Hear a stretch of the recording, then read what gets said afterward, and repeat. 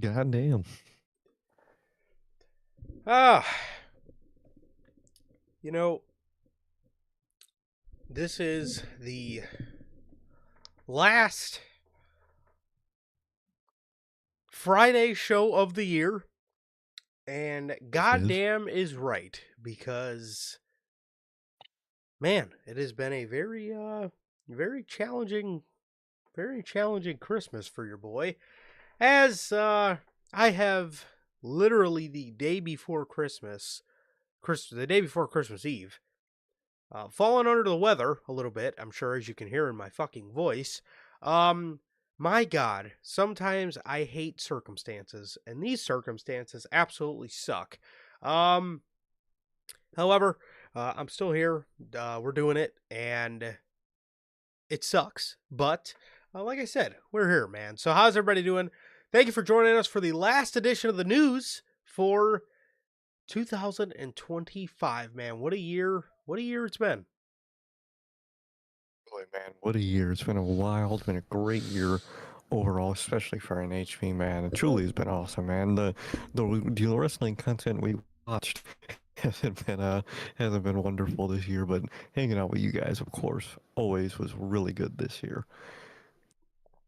Absolutely. That is one thing that definitely always shows up. So man, thank you for you guys. Thankful for you guys, I mean.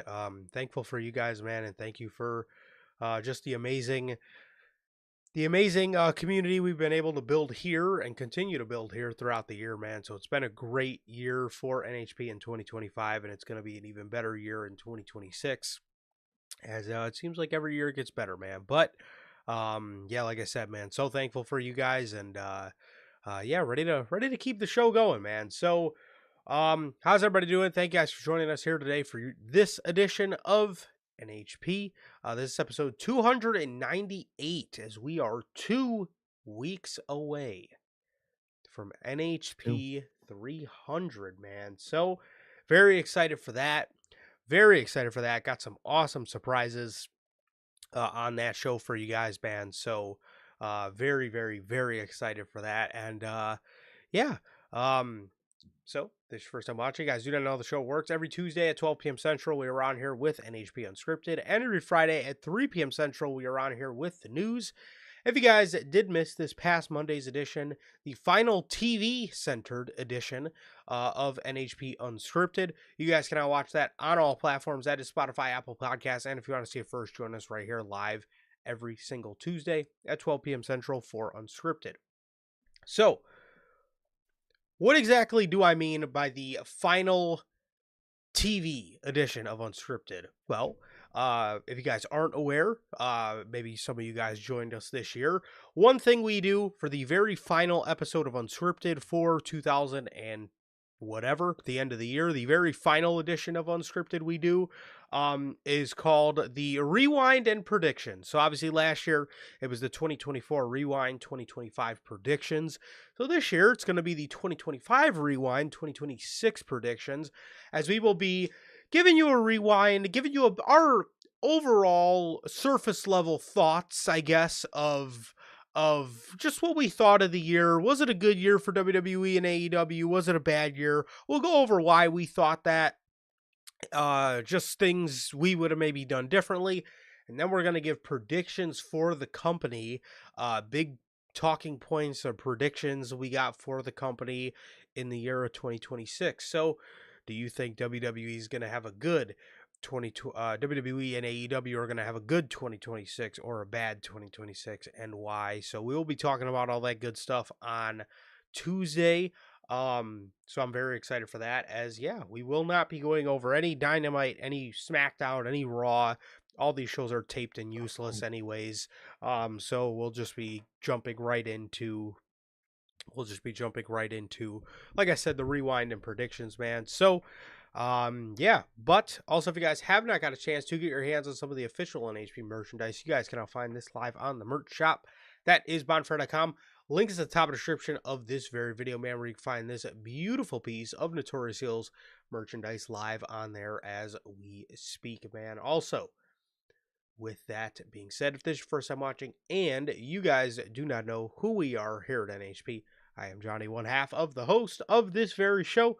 And as for the other half, we got my man Sir K here. Sir K, let everybody know what it is you are smiling about today. Smiling, man. It's Christmas, man. It's always the reason to smile, man. I love Christmas. Love the Christmas season. Unfortunately, we did take down our Christmas today. It was just a perfect day to do it. It was nice enough to open the windows for a little bit, take down Christmas. So that's always nice. It's always weird seeing your house post Christmas decorations. It just feels so just bare, if that makes sense, man. Yeah. But we did do that, but Christmas was awesome, man. Always loved Christmas.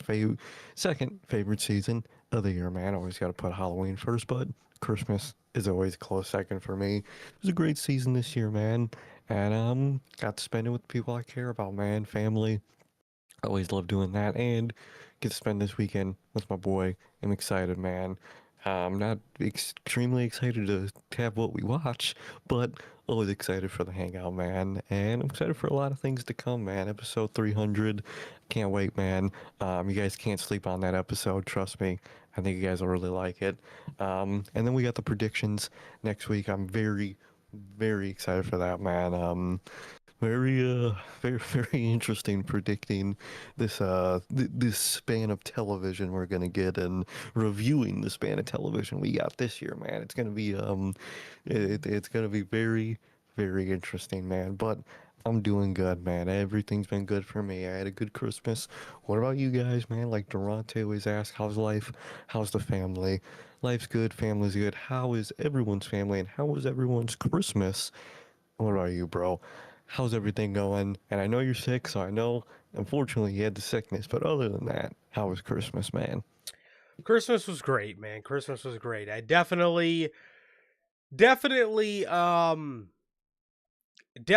tested my patience a little bit. I I was coming to the realization the day before Christmas that fuck, I might be sick. But I was really trying not to believe it, just because Christmas is my favorite holiday. So it's definitely something I don't want to be sick on. So to actually end up being sick on Christmas was a little bit soul crushing. I can't lie. It was a little soul crushing. But in moments like that, you have to find the positives. You have to find the positives in the situation and be thankful for the things I still am able to do. One thing, which just is utterly annoying, I cannot tell you the last time I've gotten sick in back to back months. I don't think that's ever happened in my life, literally ever. So I mean, maybe when I was a child, but like, man, in my adult life for sure, I get sick. Well, the last time I was sick was 2023. Didn't get sick at all in 2024. And then in 2025, I get sick literally around the time of my birthday. And now again. So I don't think it's ever. Everybody is sick, though. A lot of stuff is going around. Everybody So is. I'm assuming it has something to do with that. But man, is that just that is just ridiculously just kind of soul crushing, man. So it sucks, but again, got to be thankful. You got to be positive and just be grateful for the things that are able to still take place. So normally when I get sick, I have headaches and I have a certain dizziness when I stand up. Thankfully, this is not the normal kind of sickness where I think I told you guys when I was sick around my birthday, I was pretty much bedridden. I told you guys I watched a shit ton of wrestling because damn near every time I stood up, I felt dizzy. I still feel mobile. I still feel like I wake up and I still like actually want to do things. This to me is not your regular sickness. It's just congestion. It's just ridiculous congestion, which is fucking annoying. But again, have to be grateful for that because it could be worse, right? It is. It Um, is. so it really is just annoying congestion at this point. But Thankfully, I'm still up. I'm still able to move. I'm still able to, not stand up and feel dizzy. So again, I am thankful for that. I am thankful for that. And still was able to have a great Christmas. Spend it with some family. Spend it with some family, man. Just having to walk away and blow my nose a unbelievably amount of times. But yes, thankfully, everything was able to go somewhat normal um for the most part. But yeah, like I said, just thankful that I'm still able to kind of move around and not just be completely bedridden about the whole thing. So still Exactly. still a bit soul crushing though, for sure. Still a bit, at least the day before. I definitely was, but my spirits are higher. My spirits have been higher since then. So, very very appreciative for that. But other than that, man, Christmas was great. Christmas was great, man. Your boy secured. Shout out to the missus. Your boy has secured my very first heel Cena action figure, man. I have secured what the world knows. I know John doesn't like the promo. I love the promo. But what the world knows as Brussels Cena. So very, very, very excited for that. Secured that. Secured a bunch of other figures, some gym clothes. So, um, hey, man.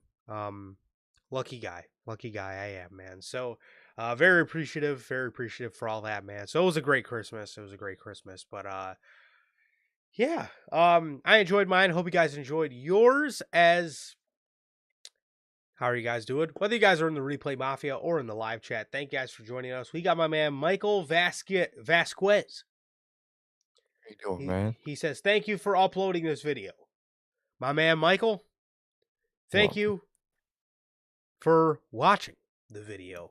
You're very welcome, man. He says thank you for uploading the video, man. Again, appreciate you, brother. Thank you for watching the video.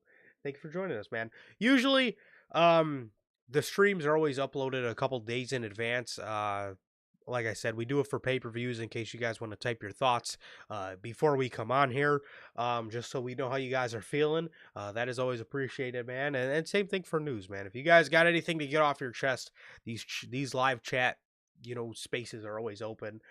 So yeah, thank you, bro, and thank you for joining us, man. But as Durante always asks, I'm good. Family's good. What about you, Durante, Logan, Bell, Mr. Walk 'em down and cut these shiz off, Gotti, Lonnie? How are you guys doing? Thank you guys for joining us. As always, hope you guys had a very Merry Christmas. And yeah, hope you guys got everything that your heart desired.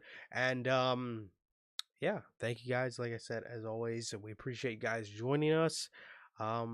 So, first things first, there's a couple things we need to go over. So, first of all, NHP 300, 2 weeks, fucking wild. Insane. Secondly, 300.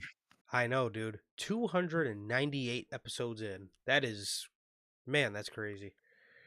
It's insane. NHP is about to be as old as Chief Keef, bro. 300. That's crazy. Man, crazy. Really crazy, bro. So, second thing second. We have reached an anniversary today.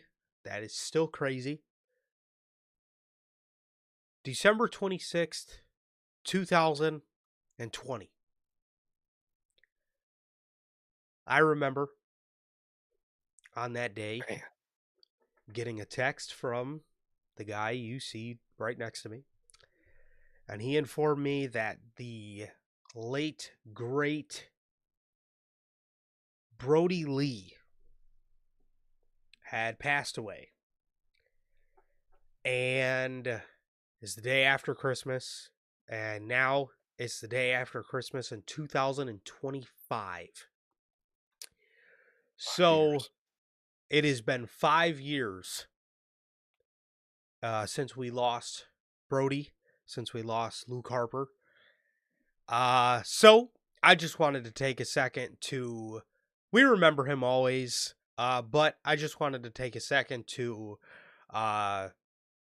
remind everybody of him and remind everybody the greatness that was Brody Lee, the greatness that was Luke Harper, a member of one of my fucking absolute favorite, just amazing factions of all time, in the Wyatt family. Love that man. So again, just wanted to take a minute to remember an absolute legend in the wrestling business, one of the all-time great performers, one of the all-time great TNT champions, and from what we hear from his colleagues, his friends, his family, one of the all-time great men in the wrestling business. You hear a lot of people say, uh, if there was a Mount Rushmore for wrestling fathers, that man would be on it. Thank you, Brody, for always inspiring. Hearing stories like that definitely can get one and make one feel inspired for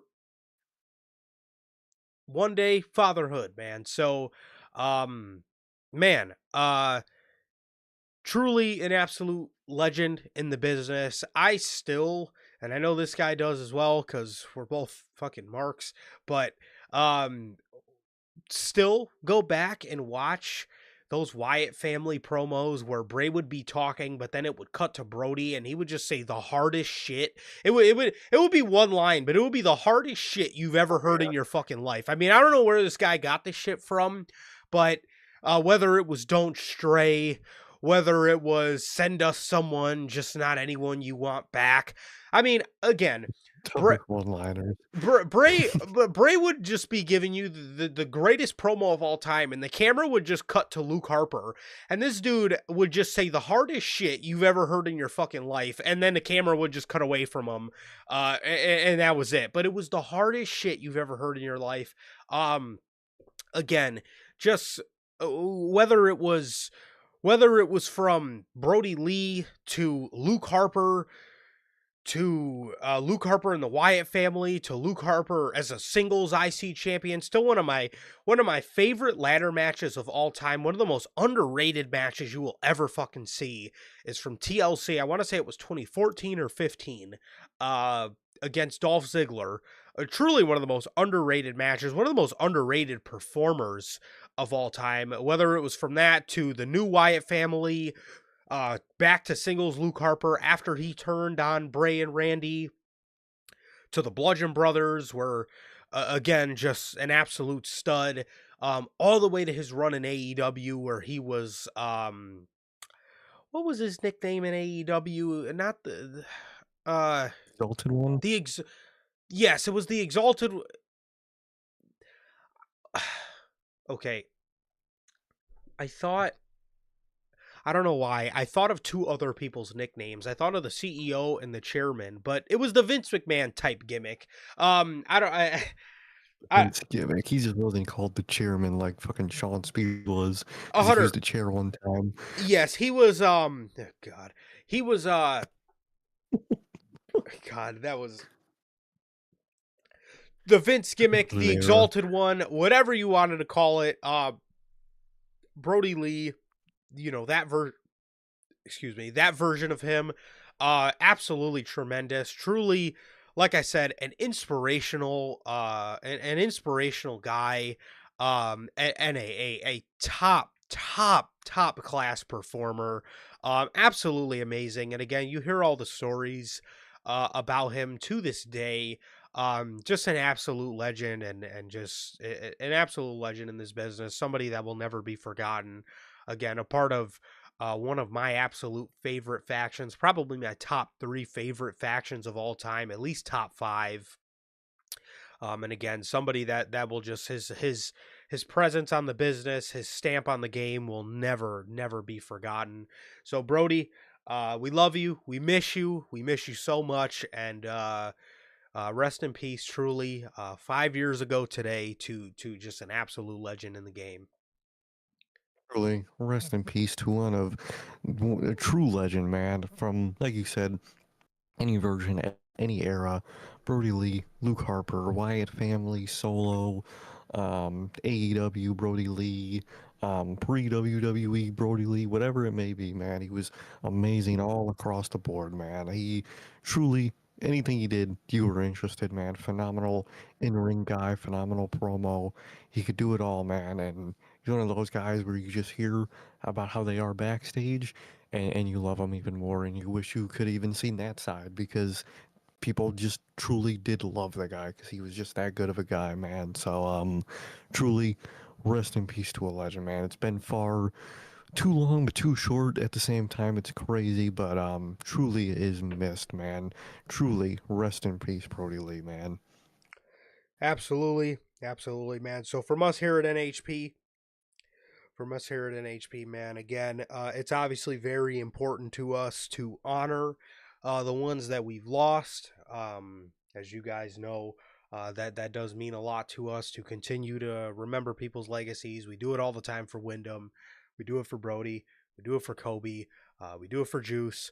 Again, a lot of the legends that we've lost. It means a lot to us to be able to remember these kind of things and be able to honor the ones that we've lost and truly never forget their memory, man. So from us here at NHP, we want to send out, as always, another thank you and another rest in peace to an absolute legend that we lost way, way, way before we should Way have, too man. early. So way too early, bro. So yeah.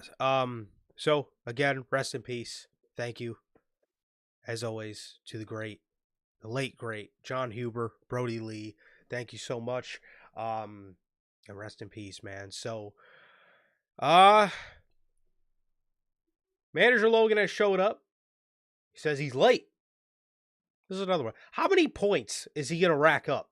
I mean, Yeah, seriously. man. How many How, points do you, how, if, what is it, a half point every time or a full point anytime he's late? What are we giving him? half point every time he's late, man. He's got to be up to Oh, about man. 33 of them motherfuckers at this point. 33, that's being real nice, but I man, know. that's crazy, man. That's crazy. A lot of points. How many A lot of passes is points this guy gonna get? if I can delegate. I mean, I can only delete so many points, man. It's ridiculous. System's gonna terminate you automatically, man. I don't know what's happening here. Um, and of course, we have the Man, one and so only, the owner of GDR Finances LLC. We have Mr. Walk 'em down and cut they shiz off. Mr. Walk 'em down and cook that shit up. Mr. Walk 'em down and run that marathon. Mr. Walk 'em down and climb that tree. Mr. Walk 'em down and run that event. Mr. Walk 'em down and feed them families. We got my brother, Gotti Devon, in the house. Thank you, as always, for joining us, Gotti, Logan, OG, and my boy, Michael Vasquez, man. Thank you. He says, late Merry Christmas, brothers. Gotti, Merry Christmas, man. Um, Merry Christmas. Hope you had a wonderful Christmas. Hope you had a wonderful Christmas, as all of you guys, man. So thank you, bro. And same to you as well. So the third thing we got to go over. Okay. So the third thing we got to go over before we hit the news here, year-end awards. Okay. What's going to happen this year for year-end awards, right? So, obviously you guys know here at NHP ever since 2020, yeah, the first year. the whole time, yeah. Literally ever since we started. Well, ever since 2021, they've been the year-end Been awards. called. 2020, I think they were called the Notorious Heel Slammy Awards. So, just a Kind of wonderful, copyright infringement I there. was gonna say wonderful wonderful bootleg there. So ever since 2020, we've done the year-end awards. Please don't go back and look at that logo for that show as well, please. Oh, Man, holy fuck. don't even watch the show itself. Yeah, Just, you probably just hear us. avoid it. We mention it every year, but you just hear us flipping through fucking papers. I don't know what the fucking production behind that show was, but it was a fucking train wreck. Anyways, It's bad. that's besides the point. Ever since 2020, we've done the year-end awards, and it's about that time. So we do have announcements for you guys, and you guys are gonna have to deal with the pop-up ad that we have to do every year for promotional reasons. But it is our pleasure to bring to you the Notorious Heels 2025. Brother. My bad. Hold on.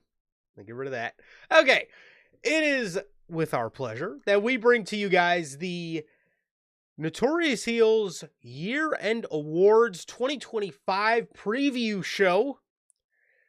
Saturday, January 3rd, 2026. This will be at 3 p.m. Central. As years prior, we have done year-end stuff on Wednesday. As this year, due to scheduling, Saturdays is going to be the way to go. What exactly is a preview show, you may ask? Well, as you can see on your screen, the preview show, we will be revealing the nominees and our open voting, which will be making a return, as this is something we introduced to you guys last year, where I will get my winner for a category, Sir K will get his winner for a category, and then there will be the winner of the fan vote. As soon as we get done doing our final reveal of nominees, which typically is the men's superstar of the year, as soon as we reveal those to you guys, open voting will begin on that show. We will drop the link in the chat. You will see us spam the links on our social medias for the next week, where we will be revealing the winners to those categories for you guys. Typically the next week for the actual year-end award show, man. So we'll be revealing nominees. Open voting will begin that day. As yes, that will be Saturday, January 3rd. So next week we will be on here with episode 299, and it will be the very next day we will be on here with the preview show. So yeah, man, that is that, and that is the news for the, like I said, the year-end preview show. As yes, we'll be revealing all the nominees for the categories that we have chosen for the year, and the open voting for you guys will begin, man. So that is that. Very excited. This is typically my favorite, one of my favorite times a year for NHP. As man, I love doing the year-end awards. I love recapping the year, and it's always a boatload of fun, man. So preview show. Oh, is it? Saturday, January 3rd, man. Be there or be square. Exactly, man. Don't sleep on it, man. I'm excited. I'm very excited. See, one of my favorite parts is seeing like the contrast with some categories and like the similarities in votes to some. Where sometimes, like last year, I mean, they ended up fumbling the guy, but all of our male superstar was Drew McIntyre. Mine, yours, fan vote, crazy, and then you Unanimous. got some. It was unanimous, man. Hit the three-peat. And then Triple H didn't fucking do nothing with them. But Fucking idiot. that's the year end review. That is a different show. We'll talk about that with. But I just love seeing the contrast between our votes, your guys' votes, your guys' reasons, our reasons, whether it's the same, it's different. I love it, dude. I'm so excited. I'm pumped. Absolutely. Absolutely, man. So yes. Very excited for that. As they're pretty much the same categories from last year. We haven't again, we wanted to, I think it was 15 we did 2 years ago, and it was way too overstimulated. So we did get rid of some categories. So it'll be the same categories from last year, which I can see real quick.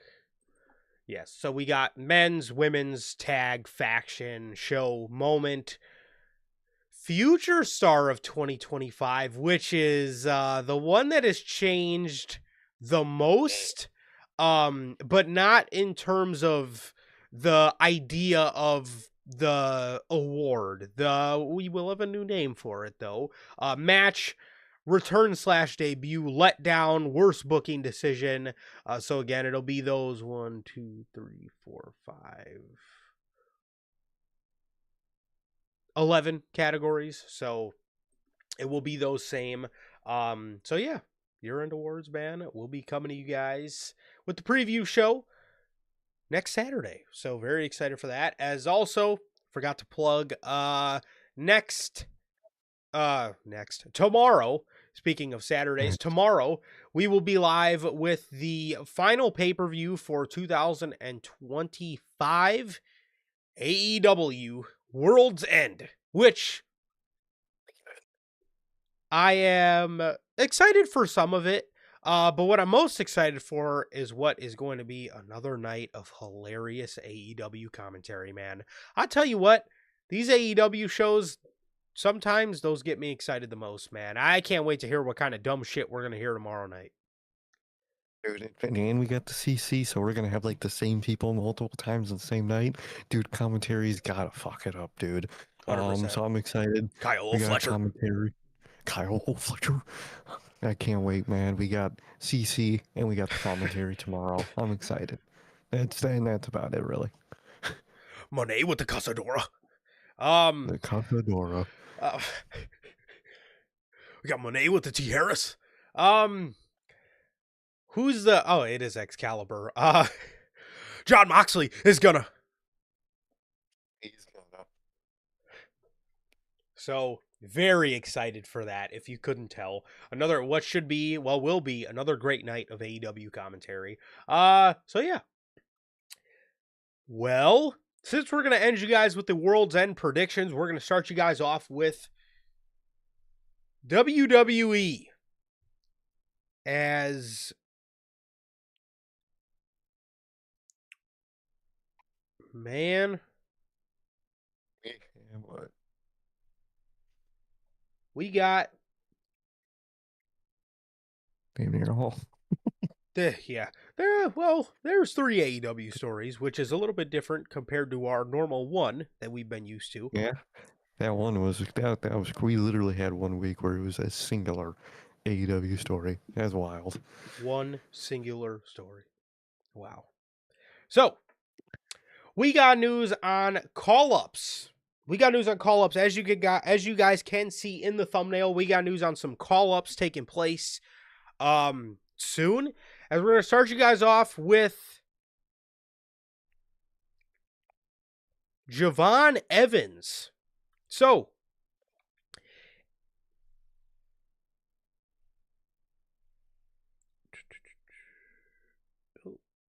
okay, all right.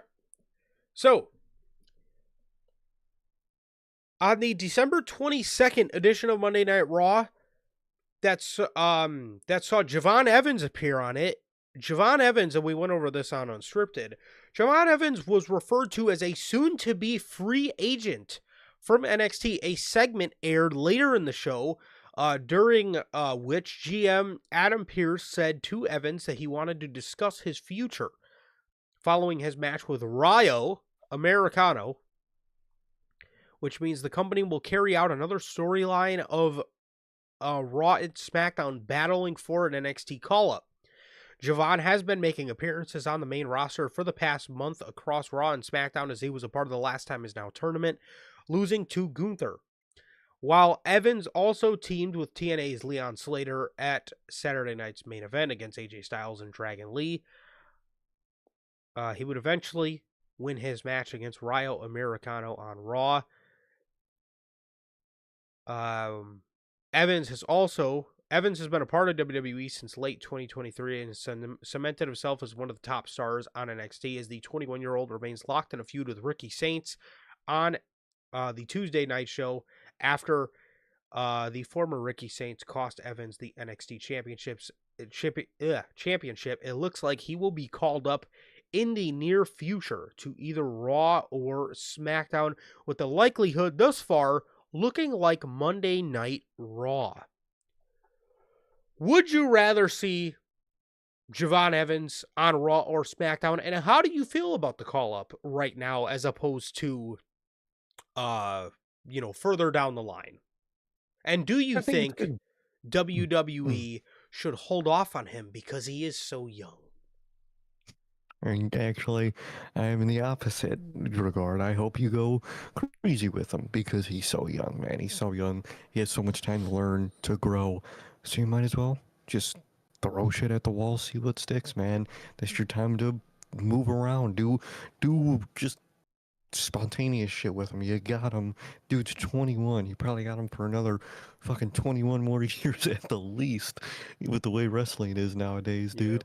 You got all the time in the world with him, man. So just just try shit. Just try shit. I don't think, I think it's good that they just saw the spontaneous moment. They saw the momentum he has, and they're doing something with it. I'm very happy, very shocked. I mean, I would have liked him to be NXT champ before he got called up. I do always like that accolade for a lot of people, but I understand why. It's one of those things where I don't think it was necessary. I think it would have been nice to have under his belt, but I don't think it's completely necessary, and I don't mind. As for where he goes, it's such a double-edged sword because I like Raw more, so I want to see him on Raw, but realistically, so next week is going to start back at 3 hours. The SmackDown needs him more. Understandably, I would prefer him to be on Raw because I like the people over there. I really like the interactions he could have and all that, man. But I do think it is just more logical and more fitting to put him on SmackDown for a lot of these call ups. I think fucking NXT is about to be destroyed by call ups because fucking that shit's about to be 3 hours, so they need people. I would put him on SmackDown. I want him on Raw, but you know how it goes, man. But I don't think it's too soon, man. He's only 21. You have so long with him, and he managed to progress a lot in the 2 years he spent in NXT. Now he's on the main roster. Now he's where the big boys play. Now he's swimming in the deep end, man. And if he was able to sink or swim already, I think he'll swim pretty well, and I'm very excited to see his evolution over time in the next few years, man. You think of people that like change so much in a few years. Me and you were talking about it the other day, man. You think about people like Swerve, man, how much he changed just character and physically wise over the span of the last 3 years, man. Thinking all that same stuff for Javon Evans, man. I'm excited. I don't think it's too soon. Like I said, I would have probably had him have a run with the NXT title first, but it's not the end of the world that he did it, that he didn't, and I'm excited for his call up, man. But what about you? Where do you think he should go? Where do you want him to go? Do you think it's too soon? What's your thoughts?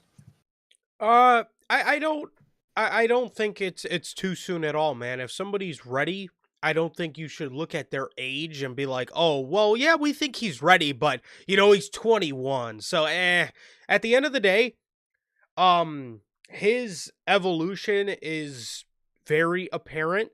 My evolution towards Javon Evans is also very apparent. You guys could go back about a year and a half ago, and I am blatantly saying that I thought he sucked because I did think he sucked for a very long time. I thought he was very sloppy, and I thought he sucked. I did.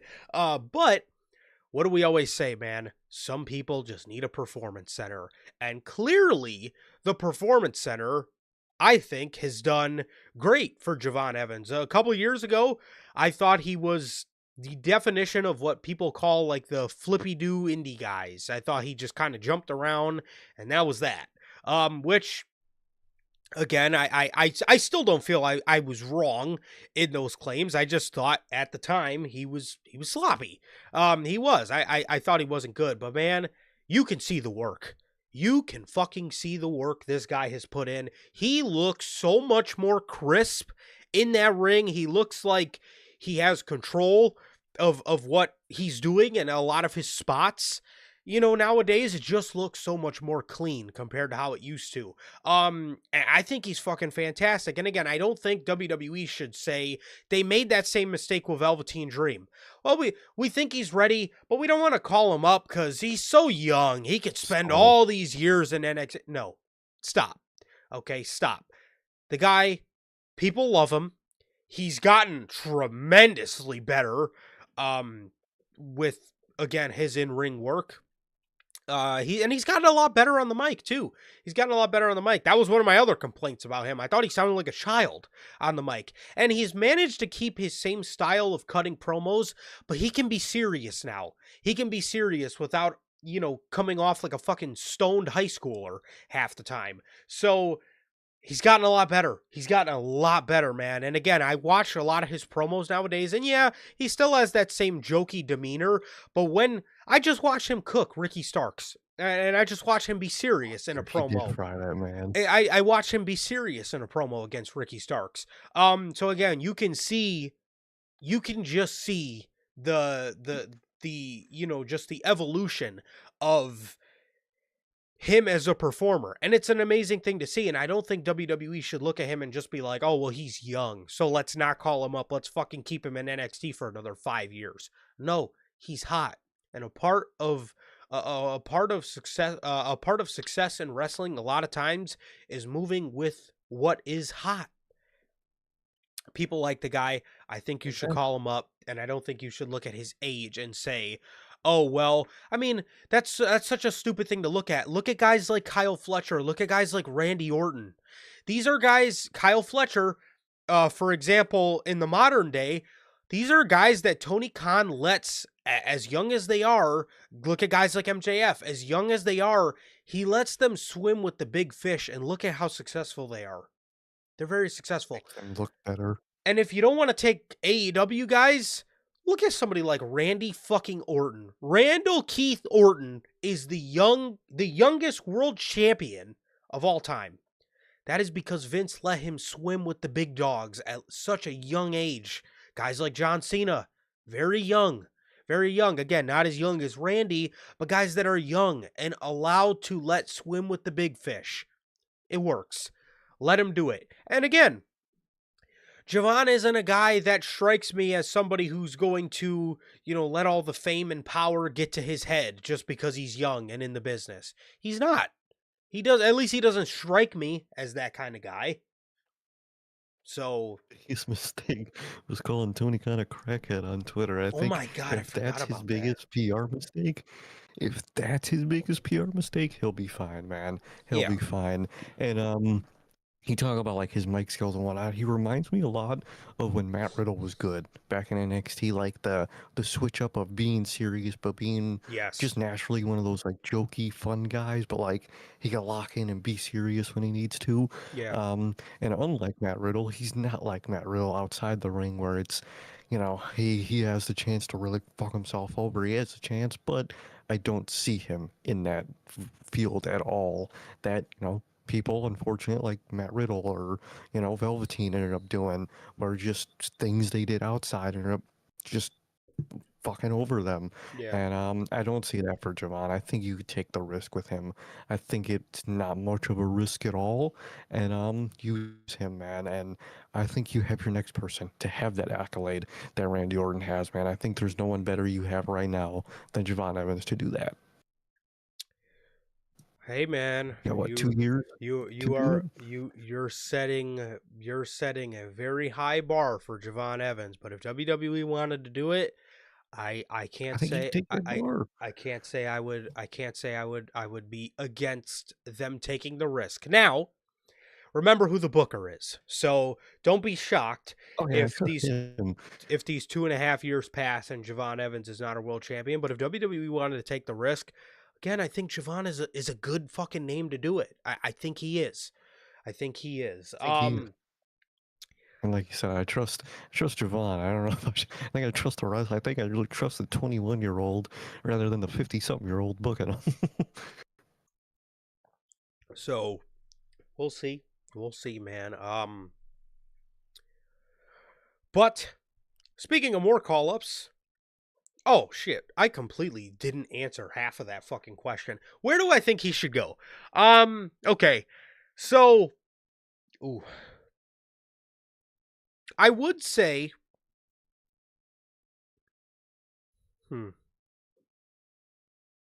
Yikes, that's Such a double-edged sword, dude.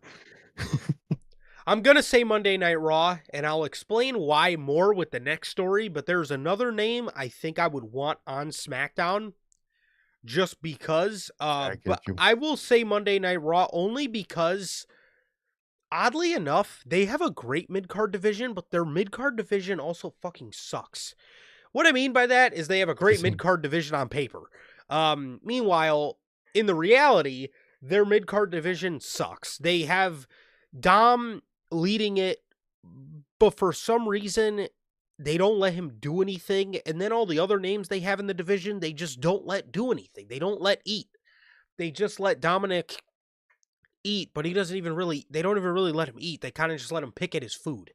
You know what I mean? So, that obviously doesn't help. But overall, I would say Monday Night Raw. I would say Monday Night Raw. I think he would be a great breath of fresh air for that. Um, and I think some other names would just fit better on SmackDown. But for now, I'll go ahead and say Evans on Monday Night Raw. And yeah, I like I said, I totally would be down with him being called up though. So 100%. speaking of some other call ups, we have, according to Uncle Dave, Obafemi, Sol Ruka, and Joe Hendry are planned for WWE main roster call-ups after impressing at Saturday night's main event. Hendry and Ruka, they're all on the list. I don't remember when Sol Ruka's coming, but number one, they put her over Bayley. I was told on Sunday right after the show, all of those guys, when they got over, Obafemi is too even tough. He's the champion right now. What? Uh, Oh, Dave, never they, change. they please never change.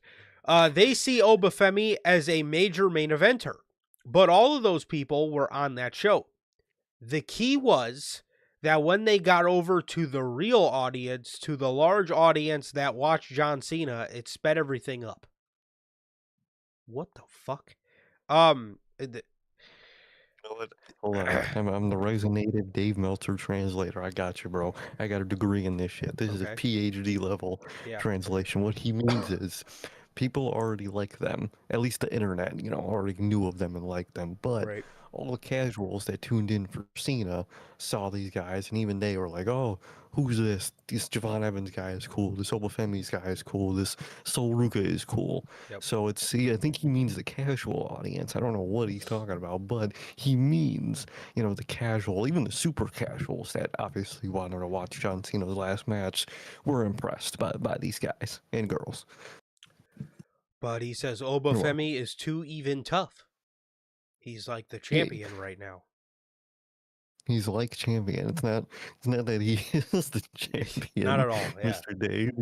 He's like champion. But if I'm trying to translate Dave Meltzer again, maybe what he mean, phrase, you could be a champion without the belt. I think that's maybe what he means for Oba. He's kind of one of those just natural main event champions that Yeah. aren't a champion, but it's Dave Meltzer, so he doesn't know how to get it out correctly, man. Yeah, he has no idea. He says that was the thing. All those guys were going to be up anyway. But there's a percentage that, well, they're big in their little bowl. But when they see them on the big bowl and they're really over, that changed a lot of opinions real fast. All right, God, so I love allow Dave. me.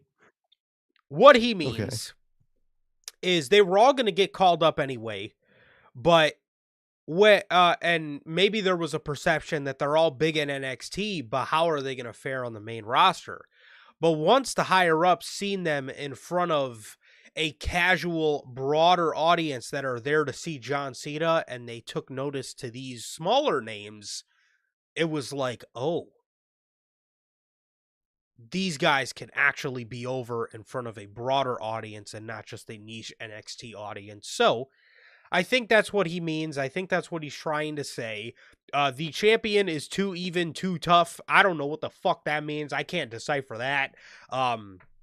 So Too tough. that I don't know. Too even, tough. I don't know what that means. But regardless, I think what he means is, like I said, I think a lot of the higher ups were maybe like, these are big NXT talent, but once they seen them in front of a main roster audience, they seen their potential to be, more than NXT, and maybe we need these guys now because they're that over type of thing. But that was the point of the show. That was the point of the show. That was John Cena's, whole point of the show was, I want to see these young guys eat. I want to see these young guys and girls eat. I want to see them, exude, you know, uh the opportunity and take advantage of the opportunity that I was given. That was the whole point of the show. So, I think that's great. And I think I don't know where the fuck Joe Hendry comes in and all this. He just had a segment with the Miz. Random. He didn't really steal the show or anything, but regardless, Joe. The more I've seen Joe, I'm gonna be honest with you guys. I'm not really a Joe Hendry Awesome. guy. He gives me Jey Uso vibes. He does. He's kind of Mm. just like a gimmick, but like anything I've really seen from him in the ring, I'm not uber impressed with. But I can understand he's a huge star. Just based off of his connection with the audience. It's kind of like how I felt about Okada in New Japan. I was never really an Okada guy. I was always more of an Omega guy, but I understand he has a connection with his audience. But again, it's not that I hate Joe. I don't. He sort of just gives me like, at least from what I've seen from him in the ring, he kind of just gives me Jay vibes. It's like he gives me just an entrance kind of vibe, to be honest. Oh, I get what you. He's there to do his entrance, do his little turnaround shtick, and call it a day. And that's really not only maybe it's not even all he has. I think it's gonna be the things working out. They did it. That's all he's gonna be, no matter what, to WWE when Yeah. he gets called up when they put him on SmackDown. Maybe he can be, solid in the ring or whatever, and maybe he does know, how to, promo battle and tell a story with somebody. But I don't think we'll see that. Not even just because of him, but because WWE, once they find out you're comedic, you're this, you're that, you're anything, it's over with. And when they're specifically getting someone that fits that niche they're looking for, that's all he's gonna be. All he's gonna be is the you say his name and he appears thing. That's all you're gonna see from him. And I don't think they realize how old it's gonna get quick when they overdo things the way they overdo things. Yes. Because for a while, Yeet was cool. For like 2 years straight, Yeet was cool. And then they overdid it, and with the span of fucking like 9 months, that shit became the most uncool, annoying shit in the world. And I don't think they realize they're probably about to go do it with Joe Hendry, man. But Yeah. John Cena's the go, dude. Every one of these people from NXT he picked, fans love him, management love him, and they're the future, man. John Cena got the eye. He's the goat in the ring. He's the goat on the ring, out the ring. He's a goat creatively. Um, yeah, man. Look at the people he picked. They're already getting called up. Come on. It really is crazy, man. It really is crazy. But as for Sol Ruka, I've liked her for a while. I think her and Blake Monroe stand out to me as the two, you know, Women, hottest yeah. in the division that NXT has. That can be future assets for the main roster. I wish they would let Blake be a little more Mariah May, but that's just me, personally. But still, I love what she does and just how her character is presented. I love all the callbacks, the way she holds the title as a little nod to Tony Storm. I think it's awesome. And then Sol Ruka as well. I think she's fantastic. I've thought that for a while. She's as far as athletically, I don't think we've ever seen a woman like her in the company in terms of what she can do as an athlete from just a performance athletic based standpoint. I think she's just ridiculously talented in that regard. And then Obafemi, you guys know how I feel about Obafemi, the Rula. He's sick, bro. He's so fucking sick. That dude is, if that dude within the next 7 years hasn't main evented a WrestleMania, the company has absolutely sold him short because he's got it all. He reminds me so much of, like, for some reason he reminds me of Batista. I don't know why, but he reminds me a lot of Batista. In just that, he's just got the size, and he's got the size and the aura in terms of entrance. The entrance reminds me, again, I don't know why, but it just aura wise reminds me of Batista. and he's got the size. In terms of in the ring, I don't know who the fuck he reminds me of. He reminds me of Obafemi. I've never really seen. I mean, I guess in terms of in the ring, he reminds me a lot of like Jacob Fatu. He's just a big motherfucker that moves so quick and is just so fast and so impactful in the ring.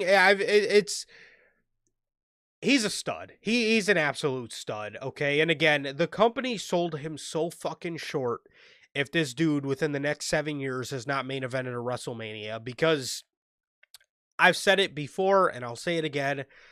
That dude is a bona fide WrestleMania main eventer. You look at that dude up against the likes of the other monsters that WWE has in the company, and he is amongst the best.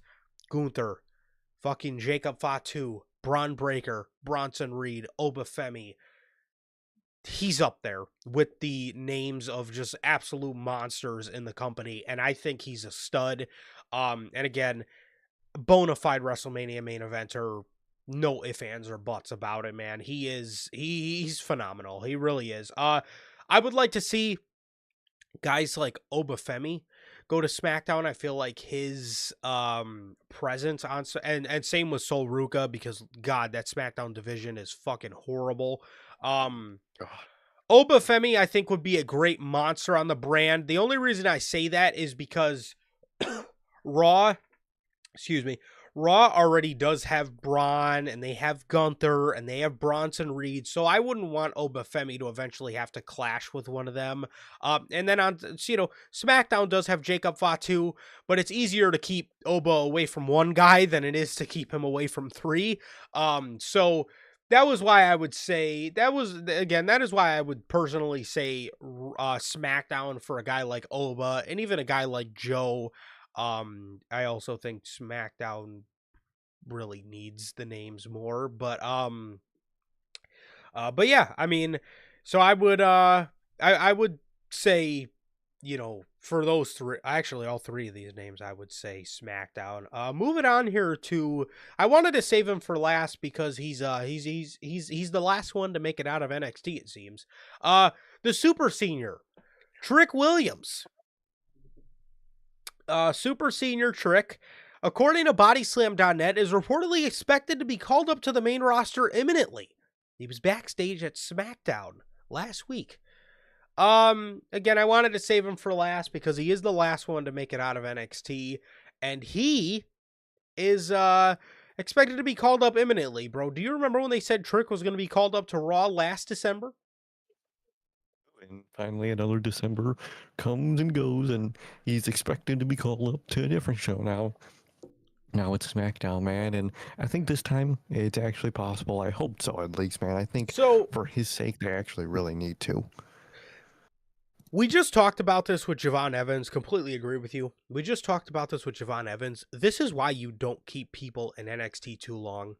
You don't want it to become a fucking joke or a meme that somebody's gonna finally fucking get called up. And here we are with Super Senior Trick. And we go another December with them saying, "Oh, we're gonna call Trick up." And he never fucking gets called up. So again, this is exactly why you call people up when it's time and don't hold them down there for no reason. So Right. yeah. Please No. call this man up. Please call this man up. I think he desperately needs it. I think, like you said, this is why you don't wait this long to where people are overdue for a call up. Because he's overdue for a call up, dude. They dead ass call this man a super senior down there in NXT. That is so foul. I can't believe it, man. I think SmackDown's perfect for him, especially with Carmelo Hayes. Oh my God! Spoiler alert! It's not like it's been out for a week already. He's he's US champ tonight. He wins the title.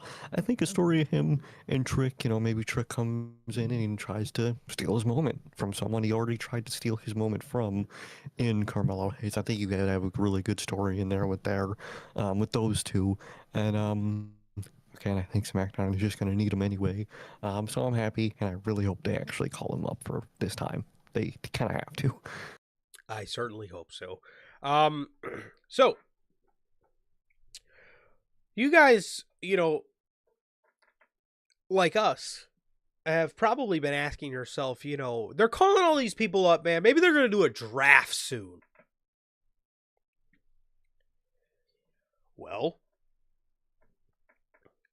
unfortunately, according to WrestleVotes, WWE is reportedly considering getting rid of the WWE draft in the future. Really? It seems to me like you already fucking got rid of it now. But okay. You're so stupid. Well, get this. It was noted with WWE now having a strong pipeline from NXT to the main roster, as if they already haven't fucking had that for how long's NXT been around? Talent movement has become far more fluid, making the traditional draft feel less necessary than it once was. Instead of one big yearly shakeup, superstars could move brands organically based on creative direction. It was the biggest fucking we don't know what we're doing cop Yes. out in the world. Yeah. Oh my god, that you bald moron, dude. You, this is literally, it's Triple H being too scared to commit to set rosters Yep. for a span of at least a year. So it's wherever I need you, I'm just gonna write in a way to put you there. That is so lazy and weak, but it makes sense from someone with no balls like Triple H, man.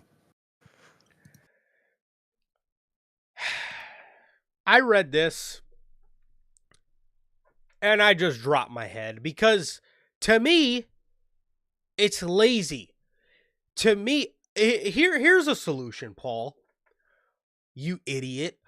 Why don't you just do what you used to do in NXT and long-term book things in a way where things actually make sense to, okay, we put these guys on the same brand, but it's not going to come into play until months later.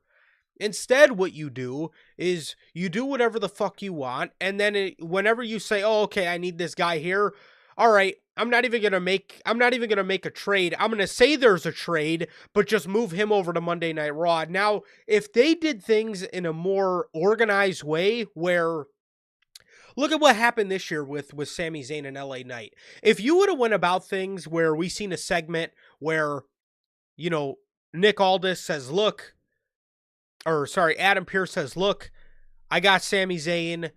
He's going through a lot of trouble on Monday Night Raw. He's requesting a trade." Or, too much chaos has been going on Monday Night Raw. Sammy doesn't want to trade, but at the end of the day, I need to keep my show in order. So I'm proposing to you, what do you think about this trade? I'll give you Sami Zayn for LA Knight. And then Nick Aldis says, "Okay, you know what? Give me a couple days to think about it." He comes back to him. All right, Pierce, I agree. I'm going to go ahead and sign this paperwork. So we're going to do Sami Zayn for LA Knight. I think it's best for both of us to make this trade. Yada, yada, yada. Boom. They both sign a paper, and this is a segment on the show. Bam, signed, sealed, and delivered. Okay, effective fucking Monday at the start of the week. LA Knight's a Raw superstar. Sami Zayn's a SmackDown superstar. Boom. Signed, sealed, delivered. There you go. That would fucking make sense. That's not how WWE does it. They fucking do it where LA Knight just randomly shows up on Monday Night Raw, and then we fucking hear on the dirt sheets that he's a Monday Night Raw superstar.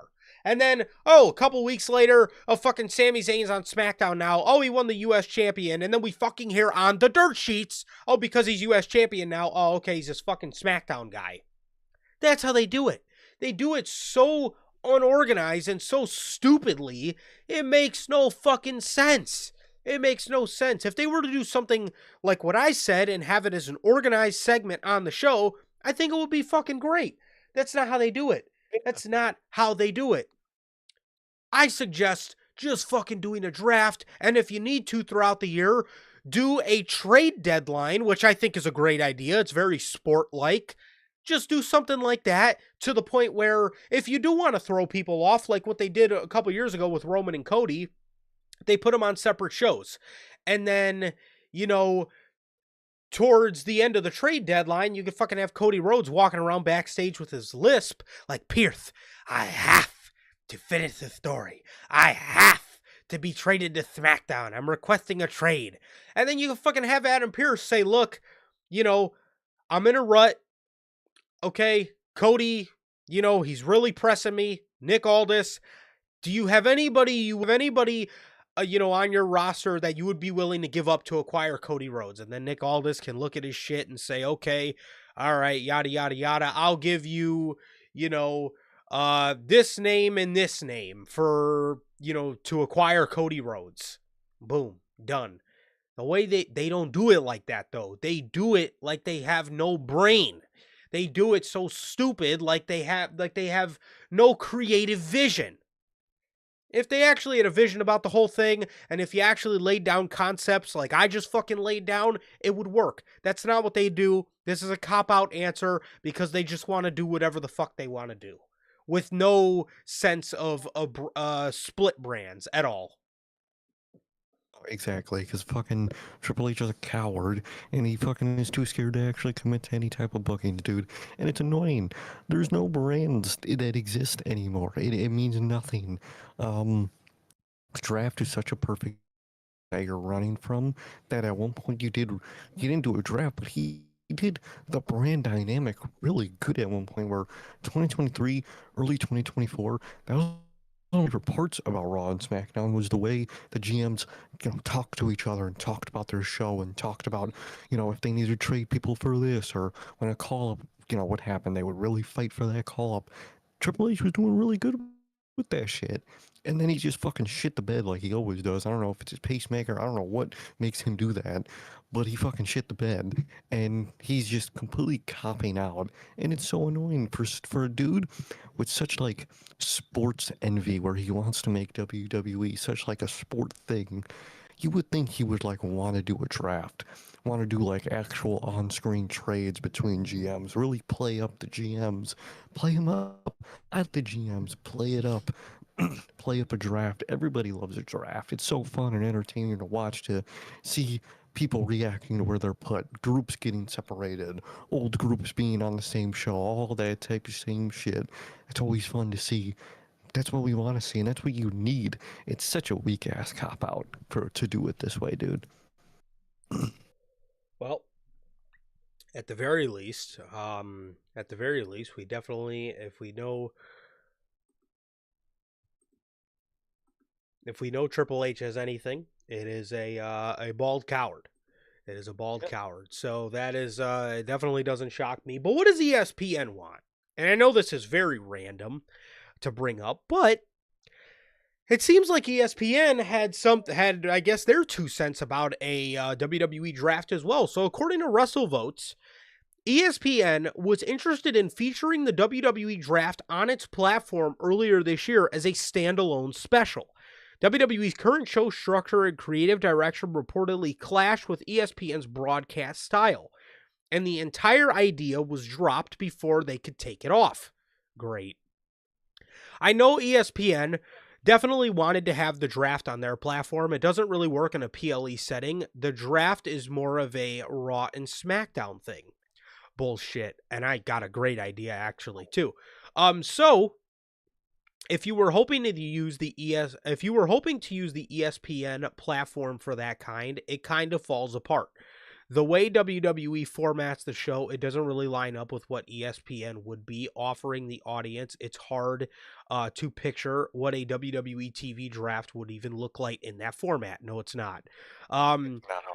Beyond the logistics, WrestleVotes also noted WWE may be moving away from the draft, with the company's current system seamlessly bringing talent up from NXT. The draft might be seen as non-necessary moving forward.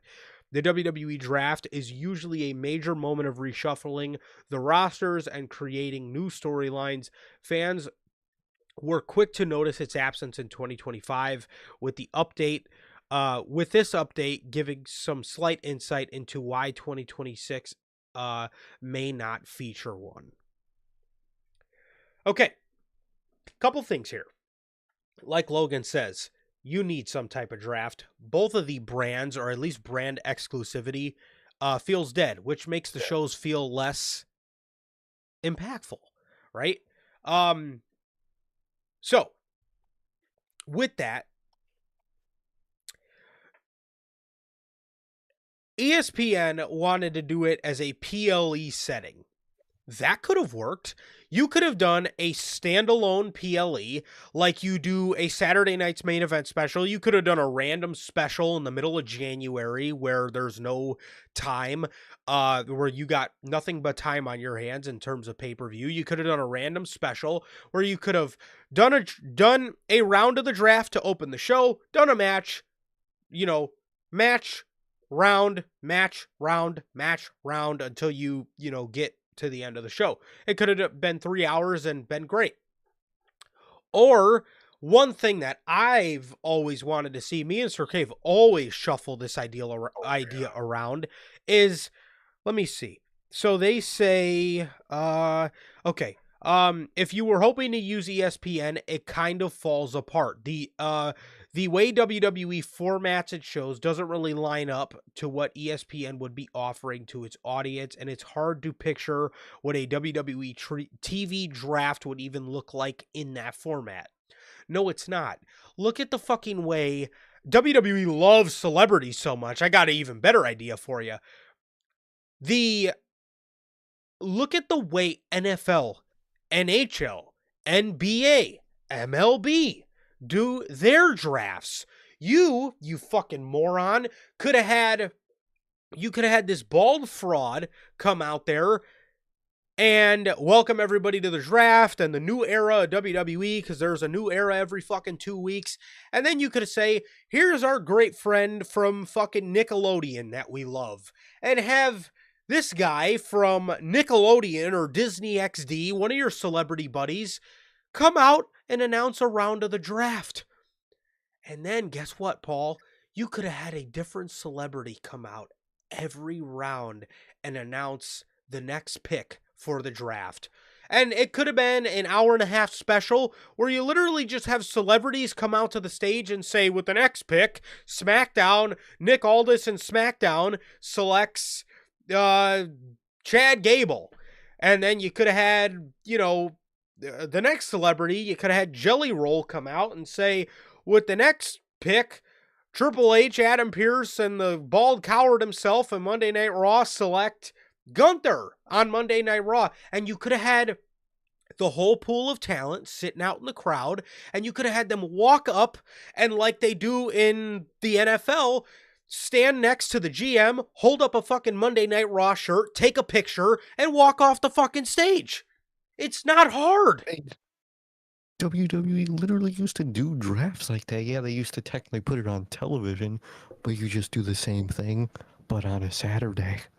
Yeah. It's not rocket science. And if you want to WWEify it, you can still do like backstage segments where maybe, someone does not like where they fucking got picked and they're throwing a fit backstage, or you got two people that have a past beef that are now on the same show. Maybe they get into it in the back at some point during the show. You could do so much shit on a show like that. Yes. Where it would be entertaining as fuck. That's what I want from a draft. I want its own Saturday night, an hour and a half around that time where people fucking watch Hall of Fame. You don't have matches in the Hall of Fame, you know what I mean? Yes. People sit there and they listen to these people talk. It's the same exact thing, but this will be even more entertaining because not only does it pertain to television, but you get the roster's reactions to everything. I want crowd shots for the people that are getting drafted. I want them for their allies or enemies around them at separate tables, however you want to set it up. Their reaction. I want fucking CM Punk's reaction to Drew McIntyre's fucking brand location, whether it's the same brand or not. That's the kind of shit people want. I would love that shit. And I know a lot of people would eat that shit up, dude. You could easily do it. The fact that you're just saying you can't is the weakest, fucking fraudest cop-out in the world, dude. Triple It's cop out. That's what he it fucking does. it's so easy to do, man. With the next selection, Monday Night Raw picks Braun Breaker. You have Braun Breaker walk up to the stage, shake Triple Coward's hand, shake Adam Pearce's hand. He puts on a Raw hat. He takes a picture with Adam Pearce holding up a fucking Raw shirt. It's not hard. It's not hard. He goes backstage. Does a little interview. What does being drafted to Monday Night Raw mean to you? And then he can say, I don't know. Triple H is probably going to fuck up my booking anyway, but I'm happy to be here. And then he fucking can walk off and go about his day. It's not hard to do. It's actually a really cool idea that I think WWE misses out on, and it's so simple. It's so fucking simple. And then, while they're announcing, Braun Breaker, you could cut to Seth Rollins in the crowd, and he's like, ah, shit, this guy's on the same brand as me, because they have beef, like Sir K mentioned, or you could have, you could cut to Bronson Reed in the crowd, and he's looking silly, like, why'd they pick, just Braun and not me? And then boom, SmackDown selects Bronson Reed, and now he's pissed. And then you can go backstage and, you could do a little segment where Braun Breaker and Bronson Reed dap up and they say, we'll meet again. You're still my boy. I still got your back, yada, yada, yada. Boom. They could do cool shit like that. They just choose not to. Literally, imagine you got Lyra and Bailey. Imagine Bailey gets drafted to one brand, Lyra's nervous and hopefully she gets drafted for the same brand.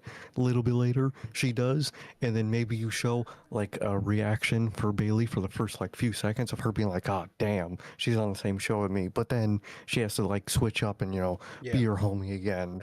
You could do so much shit with your stories, dude. So much cool shit that you're completely missing out on, and you're making it a complete cop out where we literally know via Dave Meltzer who's where. Come on, bro. Come on, dude. Why are you relying on fucking Fightful to let me know how your brands are looking? I mean, that's ridiculous. There's no transparency with your audience. And again, you could have a little Raw section in the crowd. You could have a little SmackDown section. You could have an NXT section. You could have a table with one chair called the Super Senior Island for Trick Williams to see if he's gonna fucking finally get called up. You could do that. There's a bunch of cool stuff you could do, man. I mean, but you just choose not to do it, and it's fucking lazy that you just leave it up to the dirt sheets to let us know who's where. That is how we found out LA Knight was on Raw and Sami Zayn was on SmackDown. Via fucking Wrestle Votes or fucking Body Slam or Uncle Dave or Sean Sapp of Fightful. Why are you leaving it up to dirt sheets to let us know who's on which brand? Come on, man. The fact that fucking Vince in 2016 did anything better than Triple H is ridiculous. But I tell you what, he did a brand split a hell of a lot better. There was exclusivity and it was fucking great. Literally. Can you listen to ESPN, bro? They're a sports-based network, and the one sports-based thing you don't want to listen to is actually one of the best ideas that we've been saying for years. Years. We've been seeing this.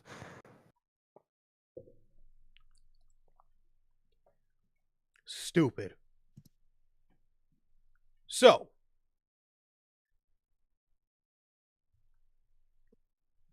NXT. We're speaking a little bit about NXT. Blake Monroe. According to Fightful, sources in NXT claim specifically Blake Monroe and those who work on her creative were unhappy with the referee in her match with Thea Hale. Shawn Michaels and Matt Bloom and others had said that the referee did the right thing. I don't think the referee... If you watch the video, it genuinely looks like the referee kind of fast counted her. And then also, Blake kind of threw her shoulder up, but bro just counted the 3 anyway. So it's a whole mess, and I don't think the ref is innocent there. I don't think that at all. Blake absolutely has the right to be upset. Again, from the video I seen, it kind of looked like the ref fast counted her. I know they tell the referee, go with your intuition and, try to make things not look scripted. Exactly. But at the end of the day, I kind of think he fucked up, man. I kind of think he fucked up. I don't think he did the right thing. I think it was an absolute fast count. It looked like he was playing special referee mode on 2K. But at the end of the day, man, what's done is done. I feel like Blake is going about things with the right way. She still is posting pictures with the North American title, and she posts these sad little, like, come home, darling captions. So she's kind of going with the whole, like, obsessed with the championship, I can't get over the fact that I lost it kind of attitude, which I think is the right that's really the only thing you can go about it, probably because all these pictures were taken while she was champion, so she kind of had no choice but to post them anyways. um but I mean, it's a great way to turn a negative into a positive, but I absolutely think that the referee looked like an absolute idiot there, to be honest. And I don't think, also, I seen people saying that, Thea was maybe putting a little too much pressure on Blake to where she couldn't kick out. Mixed with the fact that she was kind of winded. Um, it was a recipe for disaster. But again, I don't think the referee was innocent in this at all. No, I really don't think he was innocent at all, man. He was the most innocent person is Blake Monroe. I mean, she got the wind knocked out of her, and she wasn't given enough time in the match to kick out like she was Yeah. supposed to. And the ref, to me, like you said, that looks like a real fast count. That motherfucker's at 1, 2, 3, and fucking called it. And then, obviously the Hale, it was a botch, but she knocked the wind out of her and she pinned her too early, and it was just a recipe for disaster, man. But I don't think the ref is innocent in there, at least from what we've seen, at least from my perspective and yours. You're watching it. He fucking did that count fast as hell. I don't care what anyone says. Yeah, 100%. So, speaking of unfortunate circumstances, Dominic Mysterio. According to Uncle Dave, Dominic suffered a legitimate injury at AAA Guerra de Titans following a DDT from Rey Mysterio. He will be checked out this week to determine the severity of his injury.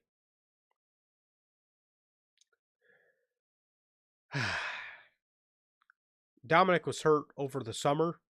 They let him stay IC champion. He's hurt again.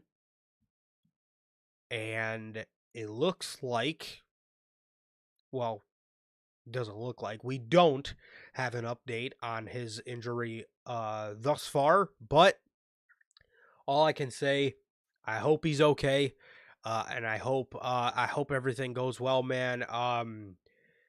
It sucks because I feel like they just started putting this dude in a little bit more matches, and now something like this happens.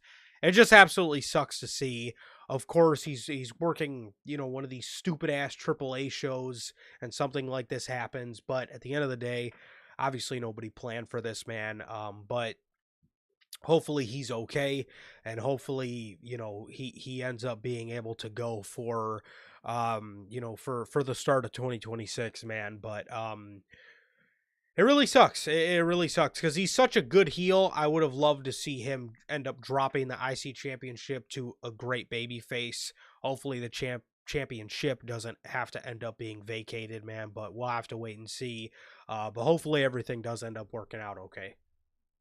Exactly. I hope that everything does work out okay. This is two of my biggest problems with wrestling right now is people not giving themselves the time to heal up. You could say it's WWE and pressure or whatever. It's always up to the superstar at the end of the day. I always bring back to Cody. Cody should have never wrestled in that fucking Hell in a Cell match. And it sparked all of this. And this is another instance of it. Someone doesn't heal up in time, they go right back to the grind and they get injured again. You have to let yourself heal up. Dom didn't, and it sucks. And this is also another thing of this is why you don't have champions do a bunch of shit for another company while they're your champion. That's one thing the motherfucker Vince always had a good mentality of. They're working your schedule. Why are you giving them to other people, dude? You're just gonna get them hurt, and then you're fucked over because you were giving them to other people. And I get you shouldn't just never give anybody to anybody, but when they're your intercontinental champion, sorry, no matter how involved he is in AAA, his priority should have been Raw, and that's what you should have done, Triple H, and you fucked that up, and he went all this extra work while he was healing from an injury, got injured again. It sucks. Hope everything works out from it, but it's a very common thing that keeps happening. We read about it every few weeks, the same exact thing happening, and we're probably going to read about it for the next fucking 10 years. Probably. And speaking of something you just mentioned with exclusivity, Santos Escobar. This story is so sad, dude. I'm sorry. Ugh. They tricked this motherfucker. They really did. Who got tricked by AEW that we were saying they got tricked into re-signing? It was Daniel Garcia. It was Oh yeah. well, not Death Riders, but which still isn't great in there, but I get what you mean. But they done Daniel Garcia, this man. They got him to re-sign for this.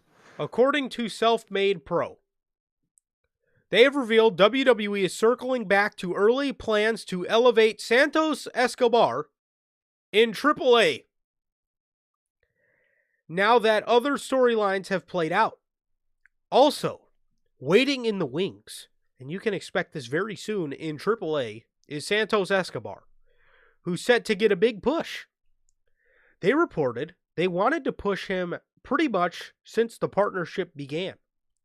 Originally, Escobar was on track to win the AAA Mega Championship, but WWE shifted focus when other stars like Dominic and El Grande got over with the AAA crowd. There were early plans for him to win the AAA Mega Championship, but that was before Dominic got so over in AAA, before El Grande got so over, before they assumed Vikingo would be a baby face. So they're going to circle back to those plans with Santos.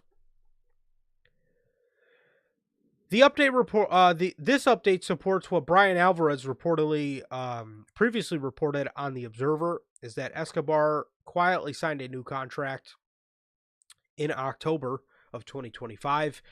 According to Alvarez, WWE had been keeping him off TV until they had the right creative direction, one that matches the size of the investment. I know he signed a new contract, and I know it's a very big contract. Alvarez said, they're not going to sign this guy to this kind of money and not push him. WWE believes we actually need a real idea before we bring him back. They're frauds. So from you say that he just said, WWE needs a real idea before they bring him back. But his sentence before that, he said they re-sign him, but he's not on TV because they got to write creative for him. So you don't know what you're doing. So you said you talked a big game. You had the dude resign, and then you just goes, So he probably resigns. Like, okay, what am I doing? Oh, we don't know. We gotta write it. Dog, what do you mean you don't know you gotta write it? I just signed. And we heard that shit when he resigned, that he resigned with good creative in the contract, which is sad you have to do that. But he signed with good creative in the contract, man. So I'm expecting Raw, I'm expecting SmackDown, I'm expecting to come back and do something. And these cop-out dorks sent this man to AAA. That is such... First of all, another problem with Triple H, why do Mexicans can only face Mexicans? That's a huge problem of his. That's a huge problem of his. Man, that's a fucking huge problem of his. Go ahead, bro. God. Dude, literally, if you are of Mexican descent, and whether you wear a luchador mask, you don't, no matter what you are, if you have any Mexican DNA in your blood, for Triple H, you can only face other Mexicans. Yep. What the fuck is that? Damian Priest is the only... Why is Damian Priest the one exception to that rule? Why? Why him? Why can't it be Santos? Why... That he gave up on, apparently. So that's what happens when you're a Triple H boy. You get fucking given up on because you suck. Santos' best work came from working with a bunch of fucking Chicago Italian motherfuckers. Dude, like, it's... What was my favorite Penta moment all year? When he mixed it up with Roman Reigns in the Rumble. Yeah. Because it was fucking different. When he was working with Chad. Yeah, it was great. Luchadors and just great wrestlers work best when they're facing the opposite style. We've said that for years, dude. Look Yes. at all of Brock's matches. His best matches with smaller guys. You get a luchador, he's probably gonna have a better match with someone who's a brawler, who's a striker, who's a whatever, than he probably would have with another luchador. And that is Triple H's biggest problem. If you are Mexican, you can only face other Mexicans, and they're doing it to fucking Santos. They scammed him. They fucking scammed the guy. Dude, Santos, uh,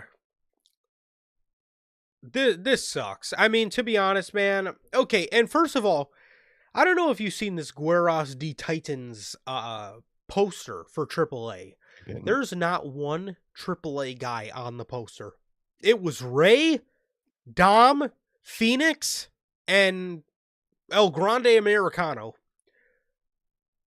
You say you want to push this brand. How are you supposed to push the brand when it's you got the Wyatt Six down there going after the AAA tag titles? What the fuck? and the few Triple A guys that are really cool and you like and people like, they're basically just NXT guys now.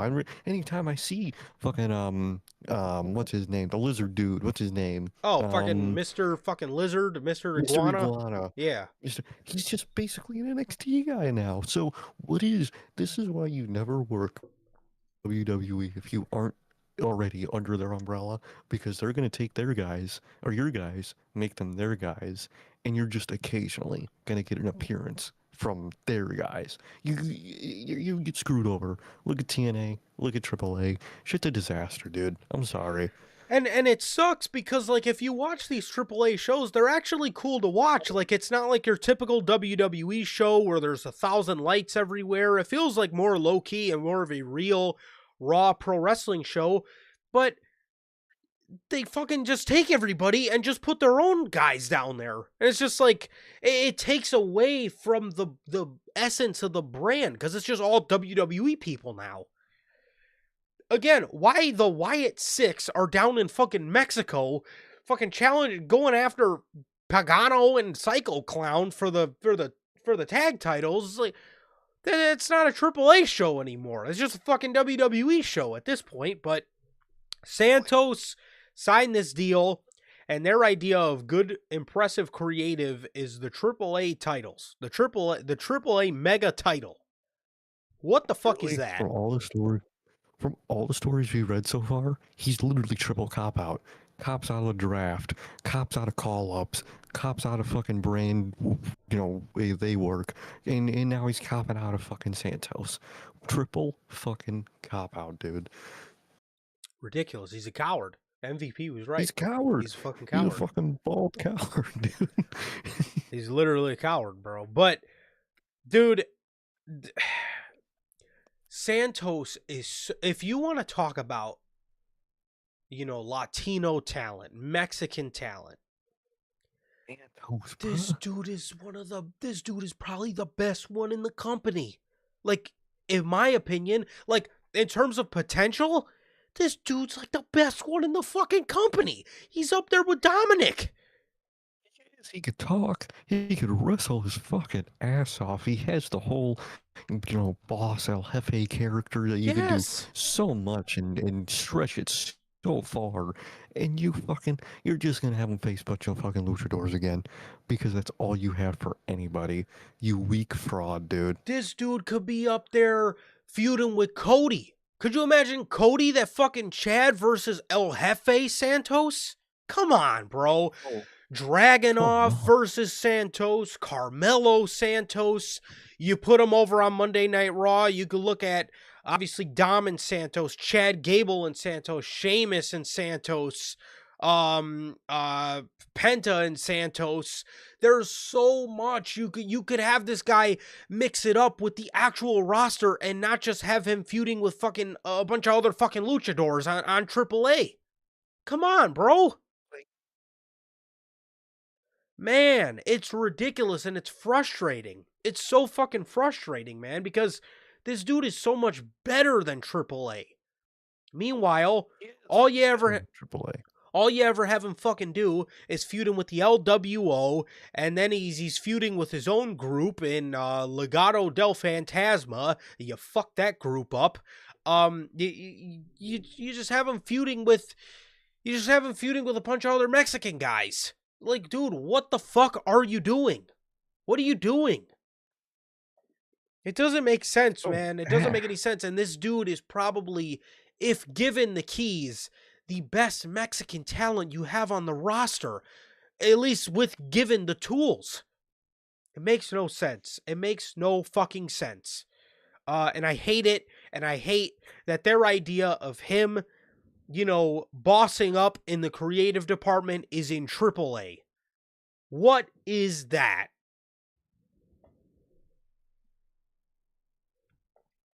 Ridiculous. Fucking ridiculous. I don't know how you watched the Don versus El Jefe and didn't just see a vision for that on your show. I don't get it. I don't get it. No.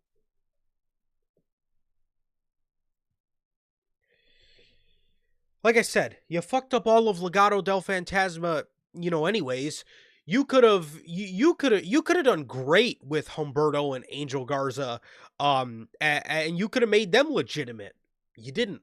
You made them dorks. You made Santos the dork leader. It's just so stupid what they've done with Santos Escobar. I fucking hate it because he's so good. And their idea of a push is him being the man in AAA. AAA. That is like a fucking varsity basketball player going to play 6th grade organized basketball. He's just the god Literally. on the 6th grade basketball team. That's like fucking having Victor Wembanyama go play against a fucking wheelchair basketball team. I mean, he's just a god over there. He's taller. He's Wemby. He's 7'5" playing against guys in wheelchairs. I mean, he's just a god over there. That's what you're having Santos Escobar go and do. Yep. Come on, man. Santos Escobar is going to be the fucking man in AAA. Great. Good Lord. Wonderful. Nice job, Paul. Nice fucking job. Well, get a load of this. Speaking of another guy that was going to be a AAA demon, Chad Gable. WWE has major plans in place. I use that term loosely. Chad Gable. Major. They got major plans in place for Chad Gable. According to Self-Made Pro, WWE is preparing to send Chad Gable back into AAA. Are you fucking kidding me? Are you actually fucking kidding me? This dude is Kurt Angle with it. He's Kurt Angle with it. Kurt Angle. He's in Kurt AAA. Angle in wheelchair basketball. What the fuck?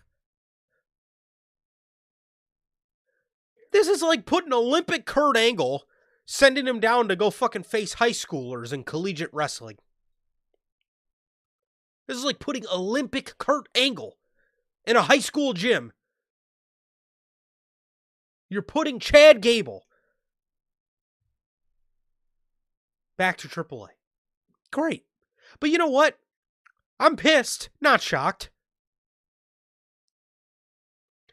WWE is preparing to send Chad Gable back to AAA to reclaim El Grande Americano as the top heel in the promotion. This would explain why Ludwig Kaiser's version turned babyface at AAA Guerra de Titans. So I guess El Grande and the Condiments have become baby faces now, I guess. They were healing up on Javon Evans on literally Raw, that same Monday. Yes. Oh, whatever, dude. Here's the deal. At the end of the AAA show, Kaiser's version of Grande turned babyface. That's happening because Chad Gable is returning and he's going to come back as the top heel in the promotion. You can expect him back very, very, very soon. Both as the heel El Grande and as Chad Gable. You can lock that in. There you go. Okay, great. So we're not okay. So there's been no evolution. We're just pressing resume on the storyline that you did before he left. What did we fuck? My idea gave Triple H too much of the benefit of the doubt. My idea was Gable was going to come back and, be Gable, an American made against El Grande and the Condiments. It looks like he's going to come back as El Grande with the Creed brothers against El Grande and the Condiments. Triple H, I gave you too much credit because you proved to me that you've yet again made an ass out of yourself. Again. I gave you too much credit. That's on me. No, for dude, he can't help but fucking up. He can't help but being fucking stupid. It's inevitable for him to be a fucking moron, dude. You're bringing Gable back as fucking heel El Grande so you could do face. So you can do what we all said for months is El Grande versus El Grande. Are you kidding me? That weak ass cop out ass story, dude. This shit sucks, dude. This AAA partnership is good for a lot of those AAA guys, which is nice. But boy, did it fuck up that Raw creative so much, dude. Completely shit on itself.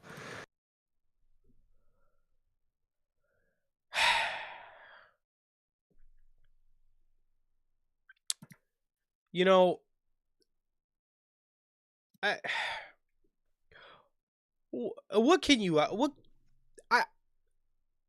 okay. So essentially, this would be like in 2002, 2003, whatever, that era. This would be like Vince McMahon looking at Kurt Angle, one of the in-ring goats, and being like, you know what, Kurt? I got just the idea for you. We're going to put you on Velocity. Kurt, we're going to send you down to OVW. I think that's where... Why the fuck is Chad Gable one of the best in-ring, if not the best in-ring performer in the fucking company, going down to AAA to be the top heel as a fucking fake luchador? And again, I actually liked Chad Gable's version of Grande. Enough is enough. He's not getting any younger. Please, use Gable. Use him. Please. I want him as an IC champ. I want him as a fucking US champ. He's like Kurt Angle. He reminds me of Kurt Angle. What are we doing? What are you doing, Paul? Are you so much of a stupid coward that you can't fucking use this guy? Are you too worried about your fucking Stranger Things ad? You can't fucking use Chad Gable? Dude. Can you go to the Upside Down, please, at this point? Because you fucking said half the roster there.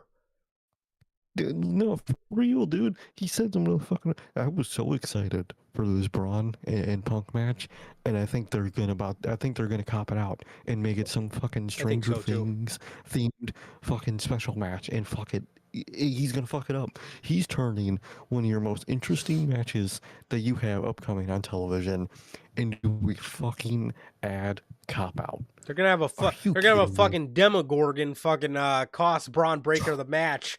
But dude, they're gonna have fucking 11 come and work some mind powers on fucking CM Punk, turn him back into 2011 CM Punk. Listen, Chad Gable going back to AAA, and this whole story of him going to reclaim the El Grande persona, it's all a bunch of bullshit, bro.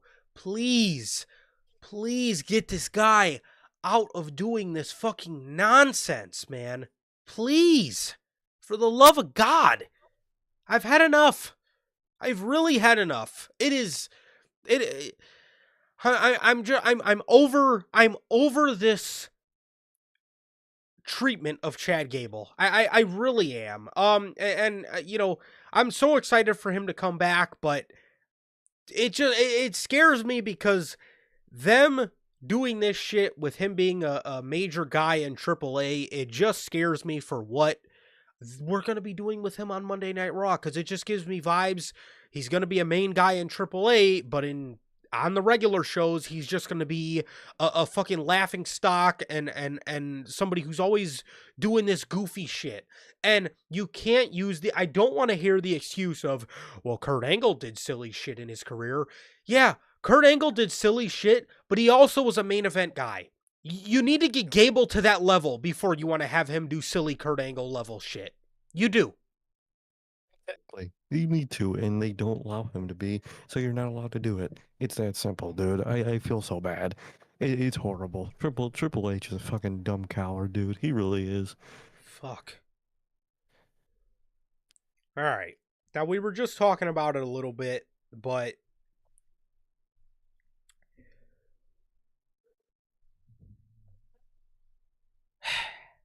according to WrestleVotes and Fightful, WWE are WWE are planning a crossover with Stranger Things in the near future, which we have gotten the confirmation that this January 5th Monday Night Raw is going to be a plug of Stranger Things. Best case scenario, this is kind of like the Dynamite House of the Dragon or the Dynamite Winter is Coming, where it's kind of just a theme. Worst case scenario, WWE is going to do very WWE things and fucking have fucking Demogorgons and the Upside Down on which Monday Night Raw is already in the fucking Upside Down, but WWE is going to do that kind of things. What do you think is going to come of this, and what do you think is like I said, best case scenario is they just kind of do a cool little theme like AEW does for the show. Worst case scenario, they're going to do what they did for Army of the Dead and have zombies or some sort of Demogorgons coming out on fucking stage. So, what do you anticipate from this crossover? I think we're fucked. I think it's gonna be shit. Now I don't think it's gonna be Army of Dead level shit where we're gonna have like I don't think we're gonna have at least I fucking pray that we won't have, a Demogorgon show up or whatever the fuck, shit like that. But I think they are gonna put at least one or two matches themed on the show of like an upside down street fight or something. Is they're going to do it for the Punk and Braun match because so far from the advertising they do, that's the match that they're putting a lot of this advertising on, Yeah. and that's what scares me. And I could see some upside down street fight or whatever the fuck added to this match and completely fuck it over, dude. Like you said, best case scenario, they do House of the Dragon where just the show itself is themed. Or it's WWE. They're gonna show the cast in the crowd. You know how they fucking do things. Which Yeah. this collab makes no sense because the show will be over for about like 3 days, 4 or 5 days past when you have this episode of Raw. It ends next week. The Right. show is going to be over. The show is going to be over. So it's a little late. I don't know why you're doing a collab at the end of the show's life, but all right. I mean, damn near the end of Raw's life, so not much different there, man. But I don't know. I have this fear that they're gonna do some weird shit with Braun and Punk. I really do. Well, the ad said WWE gets stranger. They get Uh, stranger, all right. have you not? Does that mean 2026 is going to be stranger than 2025? Because if that's the case, then I should have fucking retired on December 13th as well. At that point, Yeah. so I don't know, man. But But yeah, that is the plans. WWE's doing a crossover for Stranger Things for Monday Night Raw. So I don't know. Like you said, it's kind of weird because I believe Stranger Things ends on New Year's Eve, so that'll be like a whole fucking 5 days afterwards. So I don't really know what's up with that. But regardless, I don't know. I guess it's their farewell tour. But yeah, that's what WWE's doing, man. So hopefully it's not as fucking bad as hopefully it's not as bad as the Army of the Dead promotion they did. I can say that. Literally. So we have that is it for WWE news, and now There's one more I sent to you that broke earlier. hit it. Let's see. Where did Sent you? it via Discord. Okay, gotcha. Whoa! Yep. Oh shit. Okay, gotcha. Thank you. Okay, okay. Now this is really weird. Okay, all right. According to Post Wrestling, let me.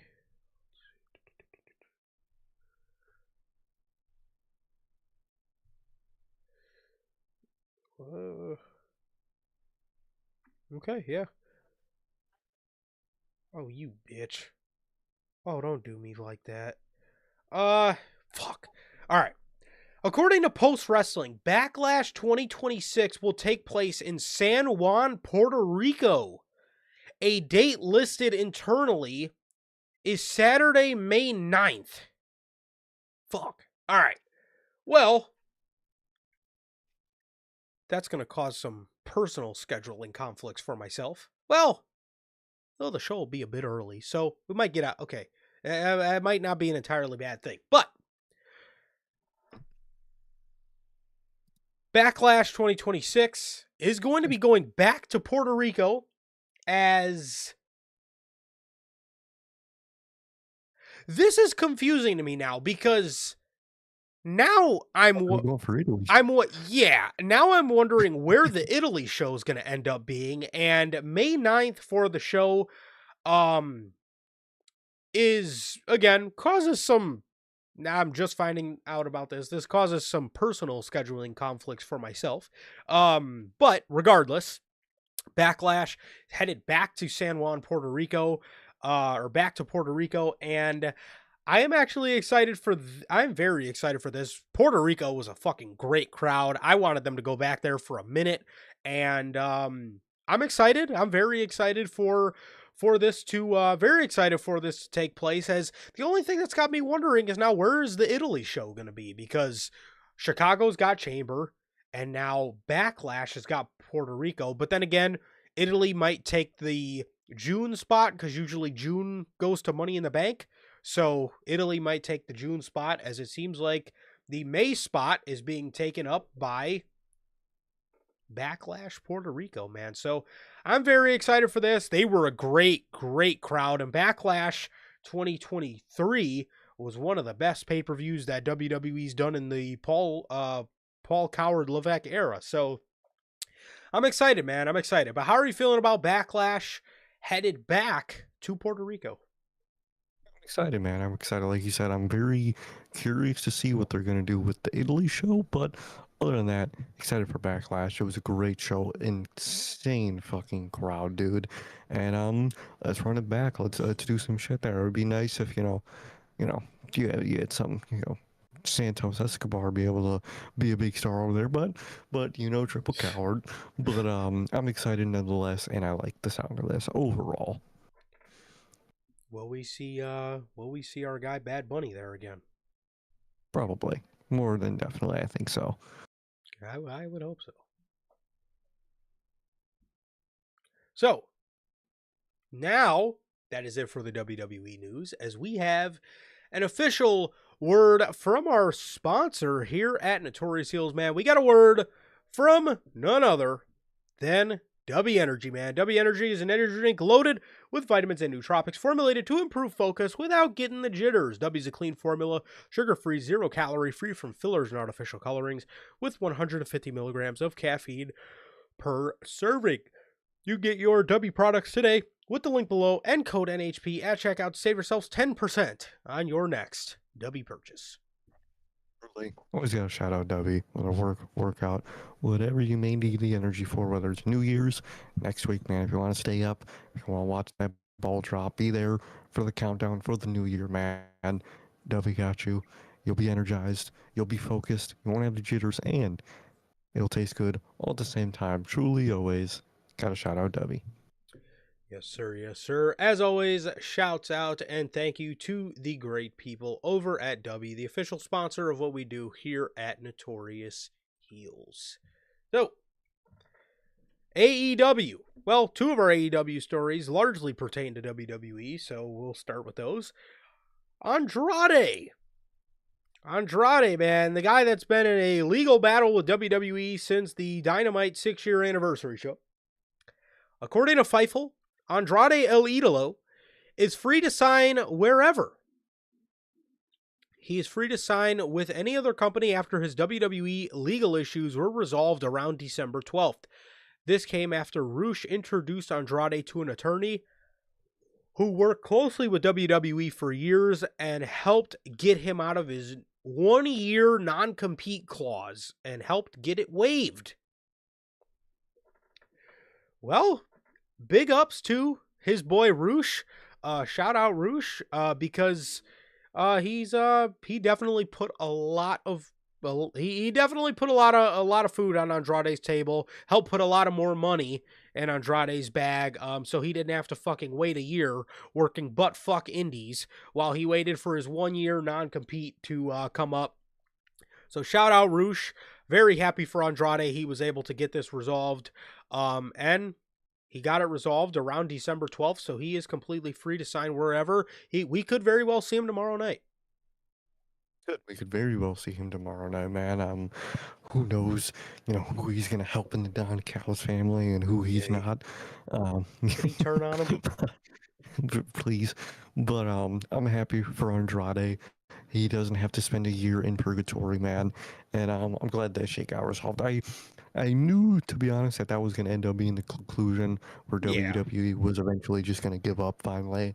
And I'm glad it was this soon. I was guessing around like February or something. I was going to guess maybe like right after Revolution.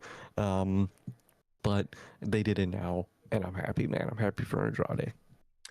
They didn't think anything was going to happen because...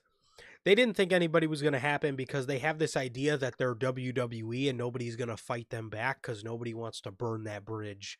But once you actually have somebody in the trenches trying to fight you back, they'll give up eventually. He may have burned the bridge, but they'll give up eventually. Exactly. So, Andrade is a free man. As somebody else who will be a free man is Danhausen. As according to Fightful, bearing some unforeseen contract extensions, Danhausen's deal with All Elite Wrestling is scheduled to expire in February of 2026. What does this mean for him jumping over to WWE? According to WrestleVotes, there is interest within WWE around bringing in Danhausen, but others in the company aren't so keen on him and his talents. They say it's an interesting one.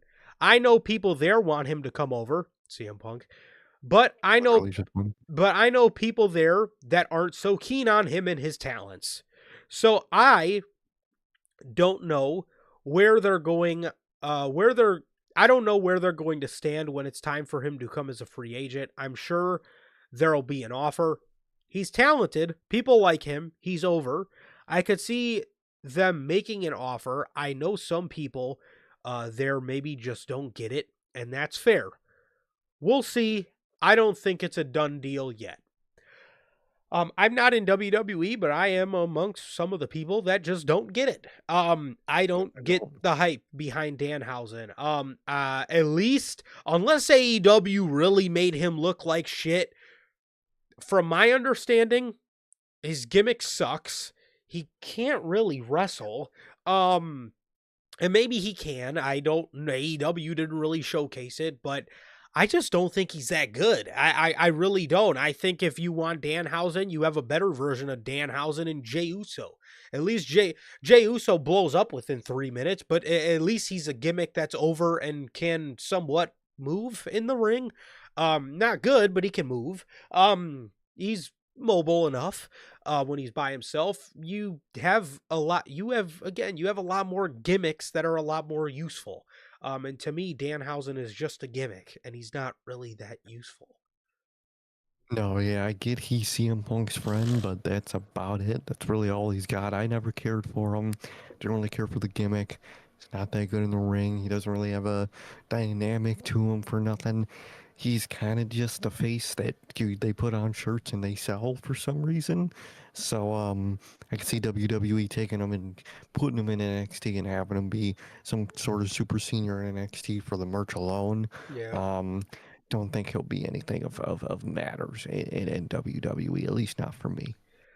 Yeah, not for me either. Frankie How Tubbs, you what's doing, going on, man? brother? He says TNA will get him. I could very well see I that. can see that. So WWE can use him when they want to sell some merch and then just send him back to the fucking wasteland that is total nonstop action. Exactly. Total nonstop ass. So I can definitely see that. So that is that. WWE's a little indifferent on him, even though some of his friends may want him there personally. I can do without him. So that's just me. The final AEW story before we move over to the World's End predictions is our missed boy, Jay White. God, I miss Switch. Miss him very much. Miss that man so much. So, according to Self-Made Pro, they have revealed the scrapped Jay White heel turn plans following his injury. Now, everybody thought Jay White would turn heel on Adam Copeland because him and Cope had like this partnership when Copeland was feuding with the Death Riders. Everybody thought Jay was going to turn on Copeland and join the Death Riders. It seems that wasn't the case, but it was.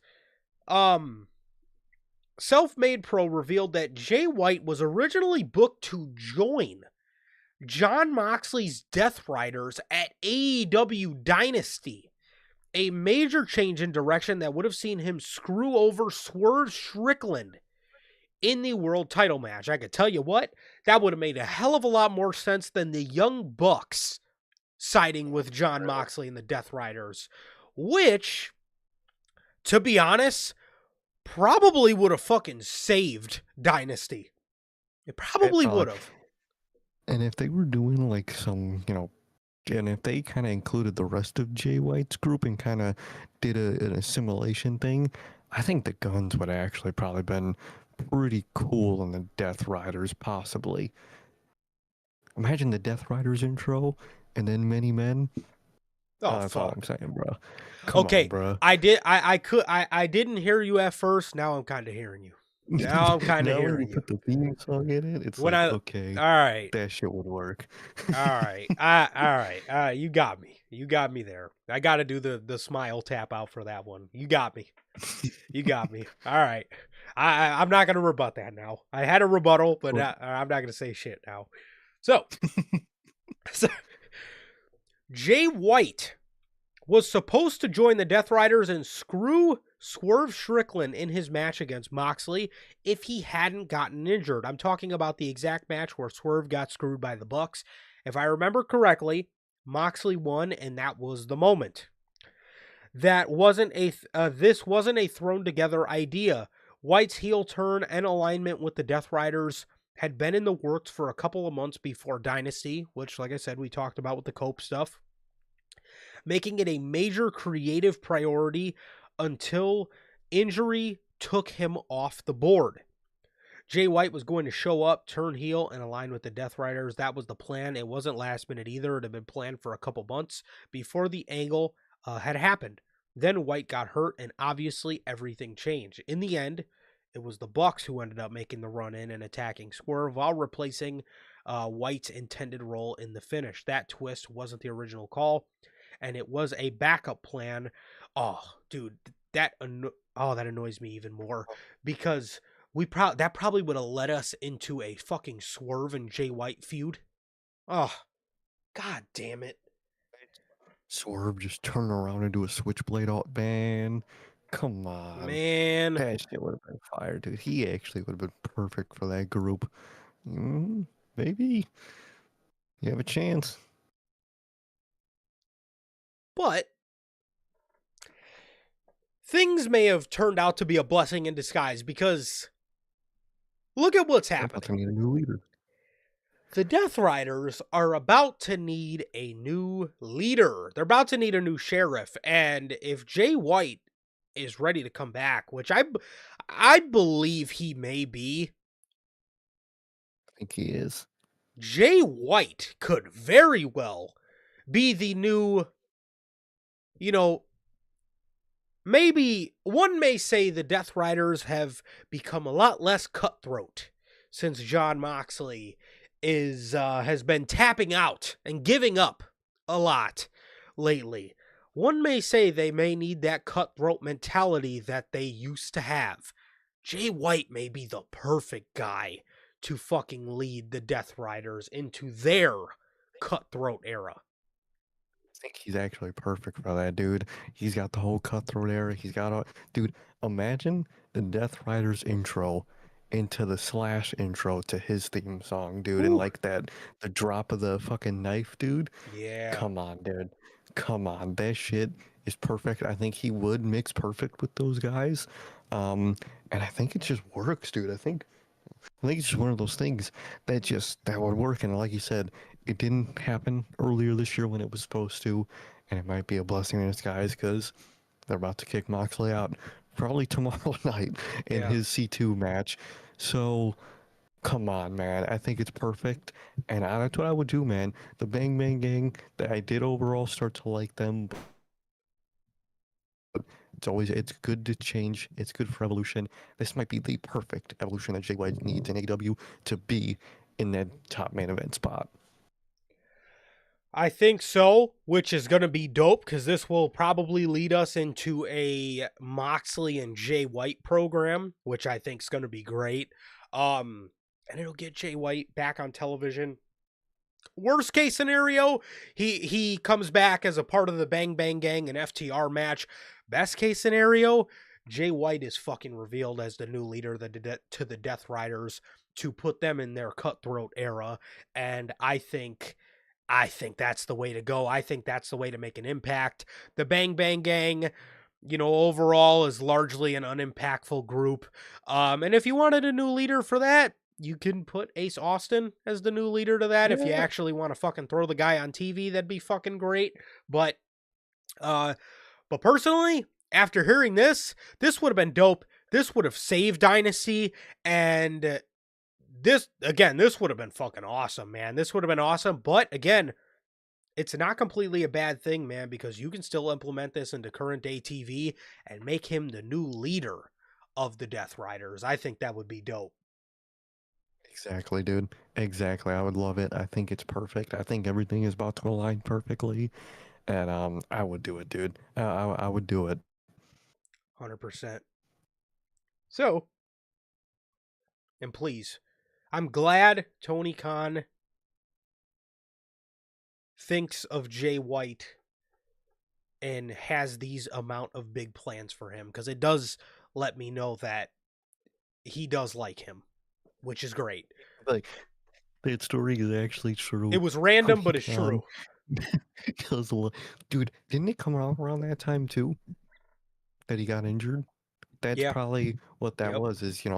I like the guy. I was actually gonna put him in the Death Riders. Yeah. Injury happened. That's probably why that came out.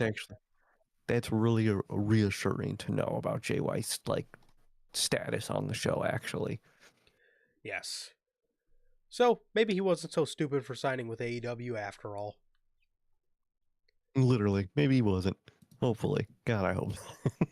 Hey, man, they're going to need a new leader, bro. You can still do it, Tony. Come on, Kurt, bro. That would fucking be perfect. Because the Bang Bang Gang, I mean, let's be honest, they're not really moving the needle. So instead of putting Jay back in Exactly. that, fucking throw him in the Death Riders, man. Think that'd be dope. Have them lead the Death Riders. That would genuinely be perfect. So that is it for the news as we move on here to the World's End 2025 predictions. So, the first match we have to predict is for the AEW Women's World Tag Team Championships. The Babes of Wrath take on Mercedes Moné and Athena.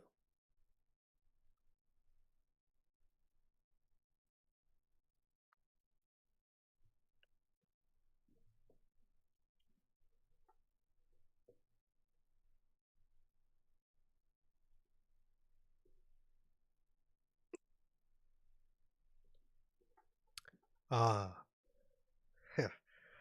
wow. Um, what a compelling match, man. But, Uh, dude, why don't you just have the finals take place at World's End? no idea.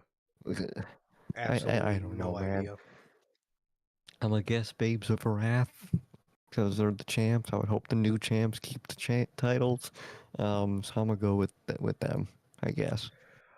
Yeah, I'll go ahead and say them too. I'll go ahead and say, yeah, the Babes of Wrath, just because they just won the fucking things. So there you go. The next match in a Chicago street fight, the Bang Bang Gang versus FTR. Let's hope that Jay White does not come back during this. Um, I'll go ahead and say FTR. Yeah, I'm still gonna say FTR. They're keeping them things till CNC comes back. They very well could. Maybe the CNC could come back on this show, and maybe they come back and attack them after the match. So So I really hope so, man. I For think Christian's sake. that poor guy got sent home, man. Come on, they really gave bro a one-way ticket since fucking what was that, September? Come on, bro. Yeah, bro. They said, "Oh, your boy can't make it. You can take a break, bro. You good." Wild, Damn. wild stray. So we have mixed nut mayhem. Tony, what the fuck? What the actual fuck? What? I don't let Mixed Tony Khan nuts name things. mayhem. Like, dude, What the you can't hell let is Tony that? Khan name things. World's End, Dynasty, Wrestle Dynasty, two separate pay-per-views, by the way. Wrestle Dream. Mixed Nuts, Wrestle Dream, Mixed Nuts Mayhem. Homie, what is this? Yeah, it's a great name. It's like that just makes me not want to fucking laugh at this match. We have the Death Riders, Marina, Wheeler, Dictator Claudio, and Daniel Garcia versus Roddy OC, Mark Briscoe, and Tony Storm. Yeah, this is definitely mixed nuts for sure. Because what the fuck is that babyface team? It sucks. I'll go ahead and say the Death Riders. I think they're gonna have a big night tomorrow night. Yeah, I think they're gonna have a very nice victory, and I think their leader isn't, and I think it's gonna be a big parallel on that show. There you go. Darby Allin versus Gabe Kidd. Gabe Kidd threw Darby Allin down the same stairs that the Death Riders threw him down. That made him fall off the map last year and the last Rampage ever. And this year, Gabe Kidd threw him down the stairs again, and Darby Allin, I guess he didn't fall off the map. I guess he restarted the application, and the game breaking glitch did not happen this year. So Darby's good to go. which is great because Darby was legitimately hurt and pulled from the C2. It was. So it's good that he is back already and he's facing Gabe Kidd. So I'll go ahead and say Darby Allin. Exactly. I'm gonna say Darby. I'm very curious to see what Mini Moxley is gonna think when Moxley gets kicked out of the group, because it seemed like he was really allies with Mox. So maybe the eventual and in my predictions for this overall story, the allyship of Darby and Mox that I think is gonna come from this. I think they might end up having Gabe Kidd as one of their allies against the Death Riders over time. I could very well see that. So yeah, there you go. For the Women's World Championship, Chris Statlander versus Jamie Hayter. Stat. Yeah, it's just gonna be stat. What happened to Jamie Hayter, man? What did they do? Still asking myself that 3 years later. What did they do? All right. So, I still hate that they do it this way, but the semifinals for the C2, from one man from the Gold League and one man from the Blue League face off on each ends of the bracket, and then the winners of those two face each other. Okada versus Takeshita in the semifinal. I thought this would be the final, but it's not. Yeah, it's the semifinal, which is crazy. That's why I hate how instead of having the top two from the gold face each other in the semi and the top two from the blue in the semis, they do one from gold, one from blue as a semi, one from gold, one from blue as a semi, and then the winner of both of those, no matter the bracket, face in the finals. I still don't like that. But I thought this would be the finals, but it's a semi match, and okay, if Tony Khan's really a mark, he's going to have Okada take this tournament again to beat the record for the fucking greatest tournament wrestler of all time. They already call him that. I don't really think it's that deep. Nobody cares about that record anyway. I'm sorry. It's not like he's the Never Seen 17. He's like, I'm sorry. Nobody cares about that record that much. But anyways, maybe Tony does, so that's concerning. But out of the sake of the right thing, I'm actually going to go ahead and give this to Takeshita. I will say Takeshita. I think so too. I think that's the overall story that Tony wants to go in. If he's smart and they hammer it home so much that Okada is the best tournament wrestler in history, that I think they're gonna have Takeshita rubbing in his face that he's gonna beat him in this tournament, and I think that's where it's all going. At least I hope so, but I think so, to be honest. So I'm gonna give it to Takeshita. And in the other semifinal, we have Jon Moxley versus Kyle Fletcher. Woo. Man, oh man. Do you think Mox gets bounced here, or do you see him making it to the finals? Because this is where it gets tricky for me, too. This is where it gets tricky. I feel like I think he might get bounced here, man. Because I think they wanted to give it to Fletcher, and I think they also want to do Don Callis family versus Don Callis family for the final. So I'm gonna say Kyle Fletcher here. Okay. And the final is Fletcher versus Takeshita. All right. I am gonna go ahead.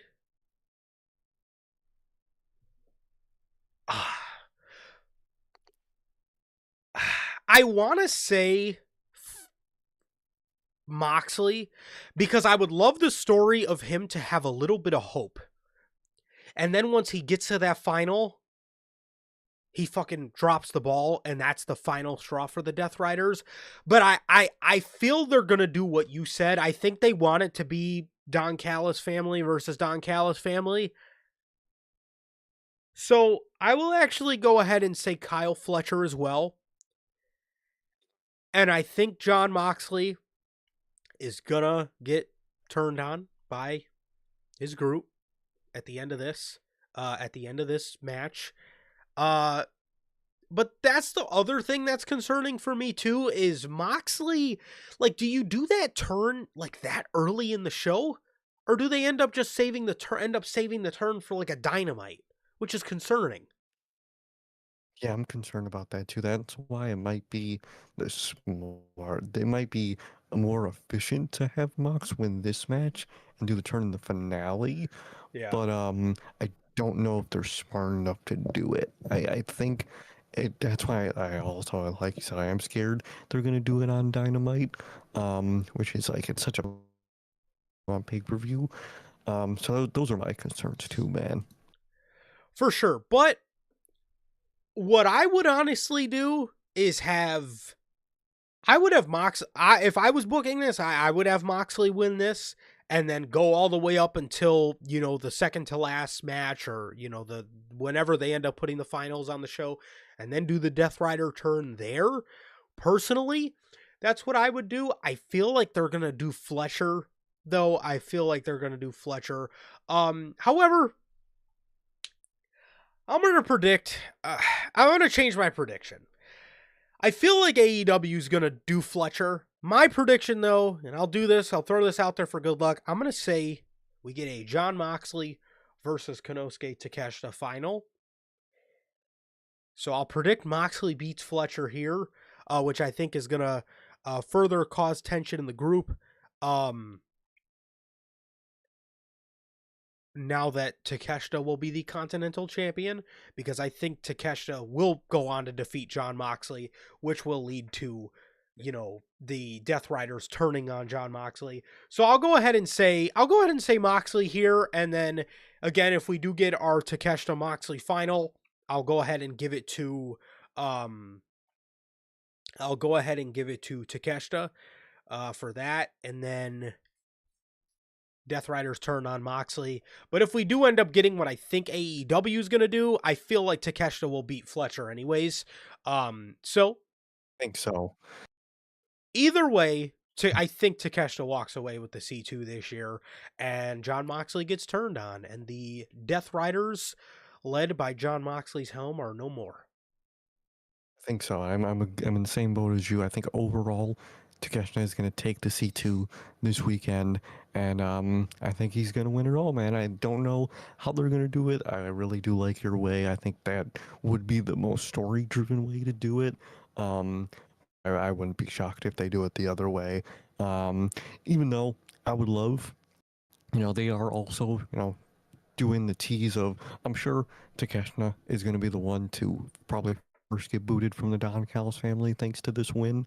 I think it's weirdly going to make the Don Callis family like him less. The fact that I would love if the Callis family is all celebrating Takeshita, and obviously there's tension there, and it builds up to a turn that isn't their group's turn. I would love if it cuts to, or if they just do whether Moxley's in the ring and they do the Death Rider's turn then, or maybe he's not, and maybe they cut to it in the back. I would really love if the family is celebrating, but they're like teasing their turn in that moment, but then bam, the fucking Death Rider's turn happens, and it just takes the whole show. I would love that. Absolutely. Absolutely, man. So yes, that is what I'm going to say for the Continental Classic. And then the main event, well, maybe the main event of the show, most likely the main event of the show, the AEW World Title 4-way match. Swerve Strickland versus Samoa Joe versus Adam Page versus MJF. Oh, shit. Man, that's crazy. How you feeling about this one? Because I feel like Samoa Joe's reign may come to an end already. Think it might come to an early end, and I think MJF might get it, dude. I think so. I think he might get it, man. I think they might do Swerve and MJF for the next big feud overall. Maybe MJF kind of allies up with Joe, maybe because I mean, it is generic wrestling booking. They are both heels, and you got two baby faces kind of shooting for the same thing. So it is generic wrestling booking. But I think MJF might take it, dude. I don't know why. I just think they took the opportunity to cash it in this shockingly. You kind of have to have a win through it. 100%. And actually, bro, I am feeling the same way. I feel like MJF may take this one. I feel like he may take this, and I feel like we may see the Big Burberry belt make its return, which I am very excited for. I love that AEW title with the brown Burberry strap. So good. That was tough. That was too tough. I can't lie. But I feel like Joe's reign might come to an end, and I actually think you're right, because I was going to say I think MJF is going to go on and face Swerve, and I feel like Hangman is still going to be very pissed at Samoa Joe for him being the reason that he, turned or lost the world title in the first place because of all the Ops shenanigans. So I feel like he will go on to feud with the Ops, maybe end up being helped by the Elite, and then eventually helped by the Elite, and then I think Swerve and MJF are going to be the main feud going into Revolution. So I think so. But I am actually going to go ahead and say MJF will win his second world championship, which he did even post a fact that he will be added to a elite list of names to win 2 world titles before the age of 30. Names like John Cena are on that list, and I think MJF's name will be added to that. I think so. I think so. So with that, ladies and gentlemen, that is going to do it for the World's End predictions, and we will be live, so catch us on here tomorrow night with the AEW World's End official post-show review. Thank you guys so very much for joining us here today for this edition of the news. This has been episode 298. Thank you guys, as always, everybody in the live chat and everybody a part of the Replay Mafia. We got my guy Logan, Frankie, OG, Mr. Walk 'em Down and Cut They Shiz Off, Michael. Thank you guys so very much for joining us. It has been always a pleasure for my Johnny. And nice, okay. And that is going to do it for this edition of the news. This has been episode 298. Thank you guys so very much for joining us here today for this edition of the news. Thank you guys so very much. Please like, comment, and subscribe. And we will see you all tomorrow with the last post-show review for 2025. We'll see you guys tomorrow night with the AEW World's End 2025 post-show review. Peace.